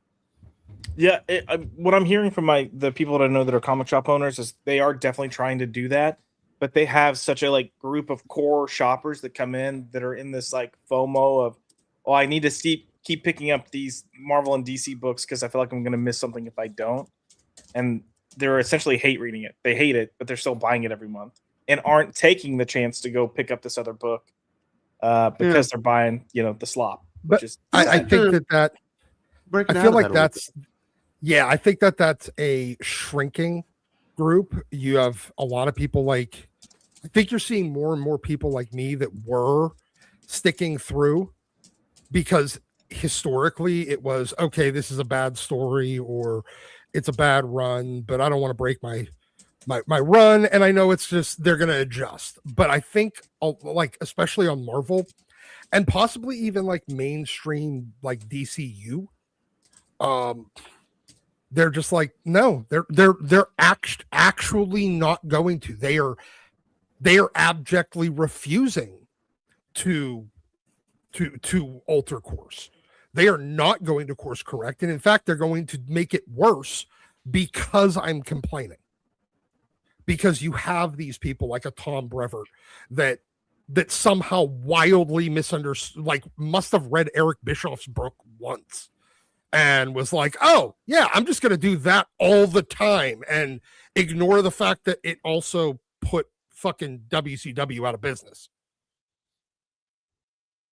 So I think you have a lot more people that are finally like hitting their end of their, I guess, decades-long commitments to books that stuck through the thick and thin and are now like, oh, it's only thin and it's getting thinner. I'm done. You can't win me back now because you're not going to course correct. Well, Barreau, when you're talking about WCW going out of business, Barreau, there is one name. Sorry. All right, Vince. It's exciting stuff, though. I'm glad to see some sales going up besides just absolute stuff. Aaron, that was the appropriate voice from back when everybody still thought that I was oh god, fucking the guy with the Jim Cornette. there's some aficionados deep lore. That's right. People thought I was Jim Cornette. So, Josh, they're calling it the absolute Batman effect.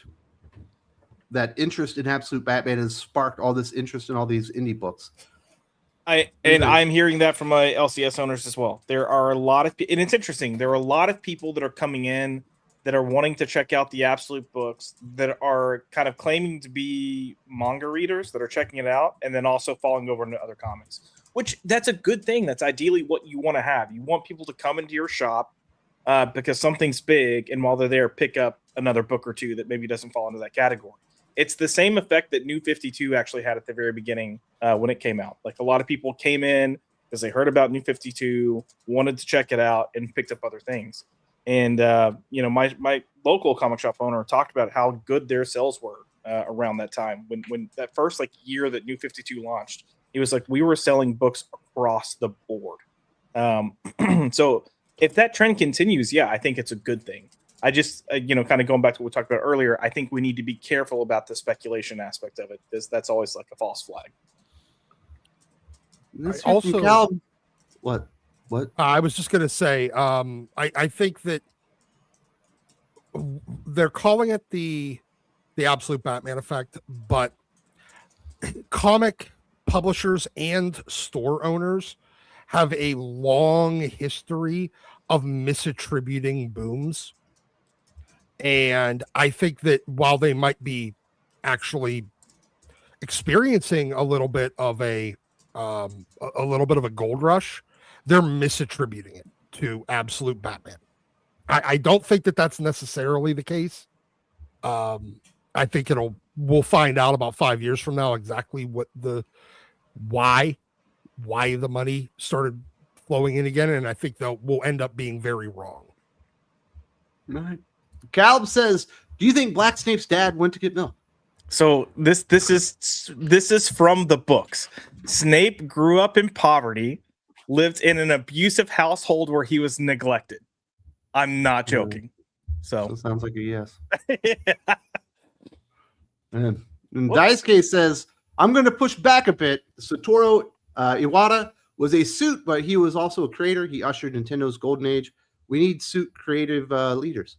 Absolutely. You look at the best era of storytelling for Marvel Comics, and it's under Jim Shooter, who started writing professionally when he was 14. Almost all the best boom periods happened under people that were successful creators. Joe Quesada had the last great era of Marvel Comics, and obviously he started out, I believe, at Valiant Comics and worked his way up to Marvel as an artist before he took over as EIC. So it is definitely necessary to have people with creative vision and understanding of the comic book industry and how to create them, to really be in charge. But I think you also need people that are not artistes. You need people that are creative and artistic. Yeah, in the accounting department. But no. What I mean is, Joe Quesada, Jim Shooter, both of them were very, very talented artists, but both of them very much were in it because they were commercial. They understood that they were making commercial art. So you can't have artistes doing it, because you end up where we're at right now, where everybody's making the book that literally only they want to read. That, in fact, actually being popular and selling a lot is bad in their eyes, because it means it's spoiling their artistic vision and it's too commercialized. Whereas Shooter and Quesada, both of them, I mean, Jim Shooter became a comic writer because his parents were broke and he wanted to help out at home. He did it to make money, not just solely for the love of the game. Yeah. Okay. Very good. So let's just hit this real quick. Obviously, everything going on with Project Hail Mary is absolutely insane. It had one of the better openings for the month of all time. It's one of the best like non-sequel performers ever. Dylan, you've seen it, right? Yes. Doc, you saw it, right? Actually, no, I'm going to see it. Oh, you've seen it today. Who else has seen it? Is Aaron Me. seen it? I've seen it. I've seen it. Okay. I'm going again. I'm going again today. I got my tickets, 7th row center. I'm bringing my normie girlfriend. And it had one of the best holds of all time. It's Uh-huh. projected to do like 60 million, I guess, this weekend. Aaron, is the hype worth it? Is it that good of a film? Judging by like what we've got for the last 5 to 10 years, it is a phenomenal film. If it had come out in the 80s, it would be a good film. If it came out even like at the height of like the 2000s, it would be a good film. But it does really feel like a throwback because it's a movie that doesn't really have an agenda. Now, I will say So it's like that the Mac and Me of the 2020s. Yeah, well, there's no McDonald's dance sequence, which I think is a mistake. But it's really good. I mean, I will say that for everybody saying it's not woke, they're right. It is marinated in DEI, but that's kind of like the world we live in, and the fact that it doesn't have any kind of like messaging. It doesn't even have like the Earth isn't even dying because of some global warming message. It's dying for a message that's completely outside of humanity's control. So I think that I will say I was hyper aware of the fact that when they show Ryan Gosling's classroom and he's teaching all these kids science, the only characters that speak are female, and it's all like multi-ethnic. So like there's and all the science team is multi-ethnic, and a lot of women on the team. So there is that. Like your brain will notice that, but nothing. You don't get beat over the head with anything. It's a story about friendship. It's a story about heroism. It's a story about adventure. It's something that I think that we need to return to. And I don't care if casts are diverse. That doesn't bother me. Like I see people like complaining about it, and I'm like, I don't really care about that. What I care about is when they replace characters that already exist to make casts more diverse. That's what I don't like. So although my brain noticed it, it did not in any way take away from my enjoyment of the film, and the actors that they cast were all really good. So I think it's a really great film. I think that you should go out and support it if you like sci-fi, if you like adventure, if you like movies with heart that are gonna make you choke up. This is a movie for you. I messaged my dad and I said, Dad, you need to go see this movie. This is a movie that you and I would have gone to the theater to see and really enjoed. So, if you can't cry in your nachos, take your dad. I didn't cry, but I got choked up. My friend Marie sobbed. She sobbed like a baby, but I got choked up. But I'll tell you what, I didn't have nachos because I asked. I said, hey, how much is it for 2 sodas and a popcorn? And it's almost $30. And I was like, like I'm making good money, but that's an action figure that I could have forever. That's a meal that I could go out for, an actual substantial meal. So I said no to that, even though usually I like to. I like that every purchase Aaron makes is like measured in action figures. What's like the homeless this in guy's the like, could you give me $1? Marvel Like, Legends scale. that's 1/4 of a 1/4 of a 1/6 scale. It's 1/4 of a comic book I could buy. I don't know.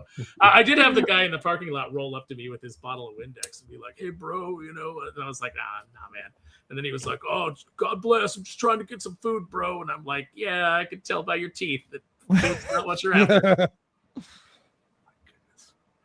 So you say definitely check it out. Dylan, Highly it's not recommend your number one movie of the year, but you still had a favorable impression of it. Yeah, it was good. I liked it.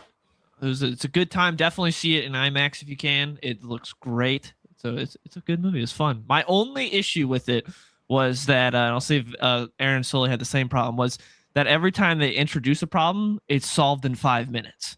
They needed to like extract the drama from that a little bit, make you feel a little more dread. Because every time they'd be like, we got this problem, and then like 5 minutes later it's solved. It's like, I wish there would have been a little more like sitting in it, stewing in it. That was like my only issue with the movie. Beyond that, it's pretty good. It's a fun time. That might Gosling's be the great. writer, because if you watch The Martian, all of a sudden his potatoes aren't growing. He has to solve the potato problem. And all of a sudden this is happening. And he has to solve that problem. It's very much kind of his formula, maybe. Maybe. Yeah. Could be. So you liked it? Yeah, I'm going again today. Gonna have And you're forcing your girlfriend to go, huh? Yeah, I'll define this movie. Are you going to hold hands, or you'll hand hold her in Yeah, we public? always hold hands. I love holding her hand, and like a Beatles song. Do you do PDA? No, hand holding and hugging is it. You know what I mean? Okay. Maybe a quick peck in the cheek, but no, like real. We're old people. We don't do that. That's for the young. Do you share your gummies, or I do you will. get one for her and one for you? You know, she can share my gummies. Yes. Oh, My Sour Patch this must be Kids. serious. It Things is. are about to get married. Oh, shucks. But yeah, I'm going again today. I describe this film as like visually, it's a treat. It's a lot like 2001: A Space Odyssey, but it's fun. That's not a and sell it's got for me sense. because it's a It's boring not ass like movie. 2001 at all. Not Cut even. it out. Cut it No. out. I know Terrible film. it really is visually. Because it's visually trippy. It's a treat for the eyes. And it's Isn't visually, it both it's good-looking 2001. movies? I guess you can But say that. it actually has a story and a plot it's that got heart, progresses. it's got Such humor, a- it's got friendship. All of these things are missing from 2001: A Space Odyssey. Yes, I'm admitting, but it's like 2001, but it's got heart. It's got You feeling. can just say the movie friendship. looks good. You don't have to say it. It's I not like think 2001 at all. 2001: A Space Odyssey is one of the benchmarks of science fiction movie making. It's one of Especially the when it comes benchmarks to- of boring movies. I'm not arguing any of that. I'm arguing that it does like they're not similar at all. I They just both- don't like Kubrick They both mostly take at all. place in space and You they have- look good. I could go on for days about Like the Kubrick? similarities between 2001 and Project Hail Mary. Like, Please don't. I never fell asleep. Listeners, I we're didn't back. fall We're asleep. back to the aliens and Avatar thing that Sully did before. We're oh back my here. goodness. I didn't fall asleep in Project Hail Mary, so it's not like not like Aw, 2001 But at all. you recommend it even though you found it comparative to a really boring film. Yes, because it's like the boring film, but better. Seriously, By being not boring. by being not boring, by having a sense of humor, a sense of humanity. I You feel know like they're what I gonna mean? put that on the Blu-ray jacket. It's gonna say Sully's quote. It's like that boring film, but better. but better. Yes. So Sully, when are you going to have a Rocky plushie? It feels like Oh, it's that's a any good day now. idea. Pikachu would get jealous. I don't know if could 3D do that. printed a Rocky for one of my friends the other day. Oh, that's so cool. Nice. How do you know Very which nice. end is which? Because he's just a rock. I know. I don't fucking know. I'm going to be going when we go on this short trip starting not this week, but the week after. We're going to see that. We're going to see the Super Mario Galaxy movie. We're going to the aquarium. Should be a good time. When But very, when very I saw Project Hail Mary, they show like a half hour now of trailers, and you're just like, good God. In the Philippines, if you want to see the trailers, you show up before the start time because the movie starts on time. See, That's that's how a you do better it. way. That's right. That's how you do it. But There was they showed never Masters of the Universe, which got kind of like an audience response. Mandalorian and Grogu was dead. Like nobody even made a noise until some guy in the back went, gay. So His name was Oh, no. Aaron I Sparrow. love that we're back. no, surprisingly it was not me. I love that we It were was back Marie? to screaming gay at stupid things. Hey, bring it. I'm happy culture for is it. healing. Very nice. Well, I guess we could start wrapping this bad boy up. I do have some chicken nuggets to get to, and we got some comic books to recommend. What's going on, Josh? You recommending any books? Or you got any shows people need to know about on the channel? Yeah, come hang out with us Tuesdays and Thursdays. We're always kind of doing nerd talk. We're going to be catching up this upcoming week. We took last week off because Drew was at MegaCon. So we're going to have a double dose floppy drop coming up this week, and then we'll get back to our regular Tuesday rotations, and then floppy drops always on Thursdays. As far as comics this week, I would say go check out Superman. It was a lot of fun. Superman and Spider-Man, I said it at the beginning, I enjoyed it. It's better than I thought it would be, and there were some nice moments in there. Green Lantern 33, check it out. I'm going to echo Dylan with Hyde Street. Like, I love Hyde Street, and when you have Ivan Reis on there, it's banger. Wes, you mentioned the new Punisher book. It is good, and who would have thought that the Red Band Punisher would be the one that was the best out of all three that came out? But it is. And then, I would say Conan and Feral. Feral was an interesting issue because it was a silent issue, but it was touching on some stuff that, like, I'm a huge dog guy. So I was like, reading Feral this week. Like, I was dreading every turn of the page. So. By the way, Dogs go are in see Jeopardy? Tony Fleeks. What kind of doggy snuff book is this? Have you never read Feral? I read the first 4 issues and I stopped because I was like, this thing is ongoing. Nah. Yeah, no, it's been good. It's been really good. The Pet City arc for me was a little slow, but we're out of that now. But yeah, well, I'll just say you're kind of. I won't give anything away. Just go read it. It's good. Very nice. Sully, do you want to recommend any books? Should I show you on the big screen? I have books to share with Oh, the class. okay, we'll I do do. I got Daughter's Revenge by Drunk 3PO and X-Wing. There's some of the Geeks and Gamers guys. And then this was a really good book. I really enjoyed this. I also got in the mail Phenomenova by Von Coleman, issues 1, 2, and 3. He's currently working on issue 4. So back in Indie Comic today and be a real patron to the arts. I got 3 books from my local comic book shop this week. I got Palmiotti and Panosian's Punisher 4 of 4, The World to Come, Marvel Knights. This thing is mad good. The art in this is spectacular, and it's got a good ending too. I really enjoyed that. In fact, it was a good $20 spent over 4 issues. I got Green Lantern 600. Great book, great art. I think my favorite part was the Hal Jordan origin. And look at this page. Look at this. This is Norm Rapmund and Dan Jurgens. Come on, this is so good. I love this art. And my pick of the week is Superman 36. This was fun. My only regrets were I couldn't find the variant covers for this. It had one variant cover. It was a version foil. And I wanted the one, was it Juan Ferreira? It looks like a video game. It was Prime versus Parasite. And I was like, oh, I'm so bummed. I really wanted that variant cover. But it's about the content of the book that matters most. And this was a fun book. I almost got Dark Knight Returns issue 2, the facsimile, but they did not have the wonky Frank Miller art cover that I like. You know, I like the new Frank Miller stuff. And that's those are my picks this week. And thank you everyone out there. And Sully, is that a pimple on your nose? What's going on there? You weren't supposed to say something. Oh my goodness! Now, oh no, is that no, stress related? What's going on here? No, it's potato chips related. Oh no, he It's ate girlfriend related. I got a thing for chips and dip, man. He just stuck his face in the bag and got it all. Dude, yeah. Oh no. He went and motorboated some ways. Oh, very nice. All right, Dylan, you got any books to recommend this week? Yes, I got several. This was a good week. Of course, Hyde Street, like we already talked about, was really good. Starts the Butcher of Hyde Street arc. It was great. Having Ivan Reese back. Got Brutal Dark. Well, the Peril of the Brutal Dark and Ezra Kane Mystery. Way too long of a title, but it's a great book. This is the only Vertigo book you should be picking up. It's really good. Of course, Superman. Superman was great this week. Superboy Prime taking the helm. Green Lantern was great. I agree with Sully that I think the Dan Jurgens origin, Hal Jordan origin issue from Dan Jurgens was great, and Jeremy Adams. And then the Superman Spider-Man book was pretty good. I would recommend it. I got the Jorge Jimenez wraparound variant. That looked cool. And then Punisher was really good for Palmiotti and Panosian. They put Frank through hell in this book, so it was nice to see him get his revenge in the final issue. It's really good. Dan Panosian's incredible. You didn't read the Ben Percy, Jose Luis Suarez one? I did. I read it, but I wouldn't say it was great. I liked the first issue better than the second. The second was okay. I thought it was pretty good. I thought The World to Come Punisher was much better.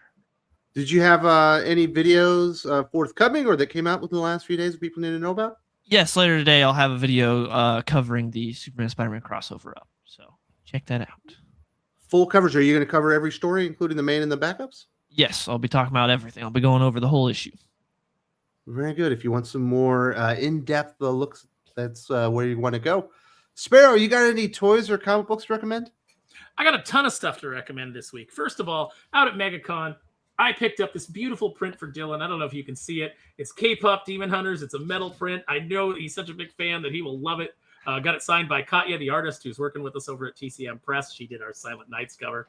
Actually, this is for my friend Daphne, not for Dylan, but I got to roast him a little bit. It's funny because when I had that with me and I was standing outside waiting for my Uber, and X-Ray Girl and Kara and Ryan Kittle were out there, and we were talking to him, and X-Ray's like, "What'd you get?" And I showed her the print, and I said, "Oh, it's for Daphne." And Kittle goes, "That is the fastest denial I have ever heard out of anybody." So that was kind of funny. I'm also going to recommend, Drew picked this up for me, The Maze Agency. This was his local comic book.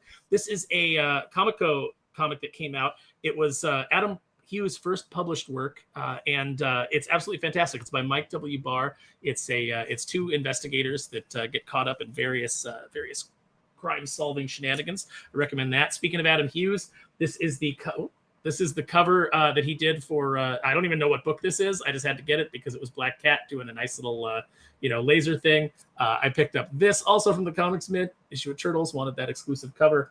Another Comic Mint exclusive cover is I'm a big Brian Boland fan, so the fact that he's tearing up he's tearing up the Killing Joke by Brian Boland. Cool. I loved that.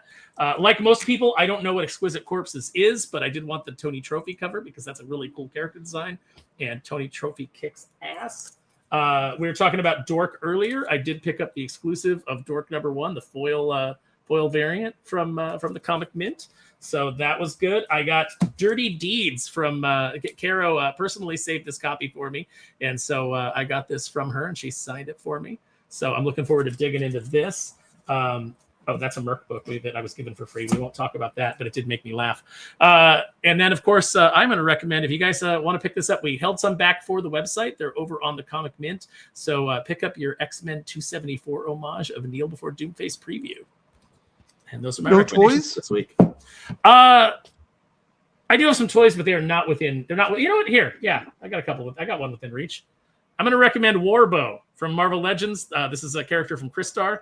They already made Crystar, and then they were like, Crystar was popular enough that they made Warbow. If Warbow sells well, they're going to make Moltar. But one thing I noticed, and this will be of interest to people like Doc and I, this body, I think we're going to get a prism from the Marauders based on this body because it is all. I think you're right. Yeah, so I'm excited for that. We have almost none of the Marauders. We have like Vertigo and Sabretooth, and I think that's it. So definitely need more Marauders in the Marvel Legends line. So those are my recommendations this week. Well, very, very nice. When's the next time you're going to dip out on us and go to a big con and have fun? I don't currently have any. Maybe San Diego right now is the next con on my list. It's a long stretch. Unless I get invited to one or brought out to one, I'm not spending my own money on cons. Like Dylan said, I measure the flight and the hotel and everything in action figures, and I'm like, that's like I could get a play set for that. I could get a HasLab for that. So don't have a lot of plans for cons this year. So San Diego is the next one that I am currently scheduled for. Very nice. Last but not least, Doc, you got anything to recommend? Well, I am going to recommend that folks go tomorrow or Monday and check out our review of Ultimate Endgame #3, because that fucking book was terrible. And so you get to see a wonderful roast of a terrible comic. And in the interim, we will recommend one of my favorite gimmick covers of the 90s. Unfortunately, like this was like more of the what is Wolverine's history and trying to get into that. And unfortunately, the Shiva Protocol 3-issue arc does not answer many of those questions. But it's still better than every issue of Origin. But no, I love this cover, the gatefold with the cutouts in it is such a great cover. Then this was the part of I think it was the start of the last arc of the I think it was Louise Simonson and Willis Portacio run of X Factor right before it relaunched during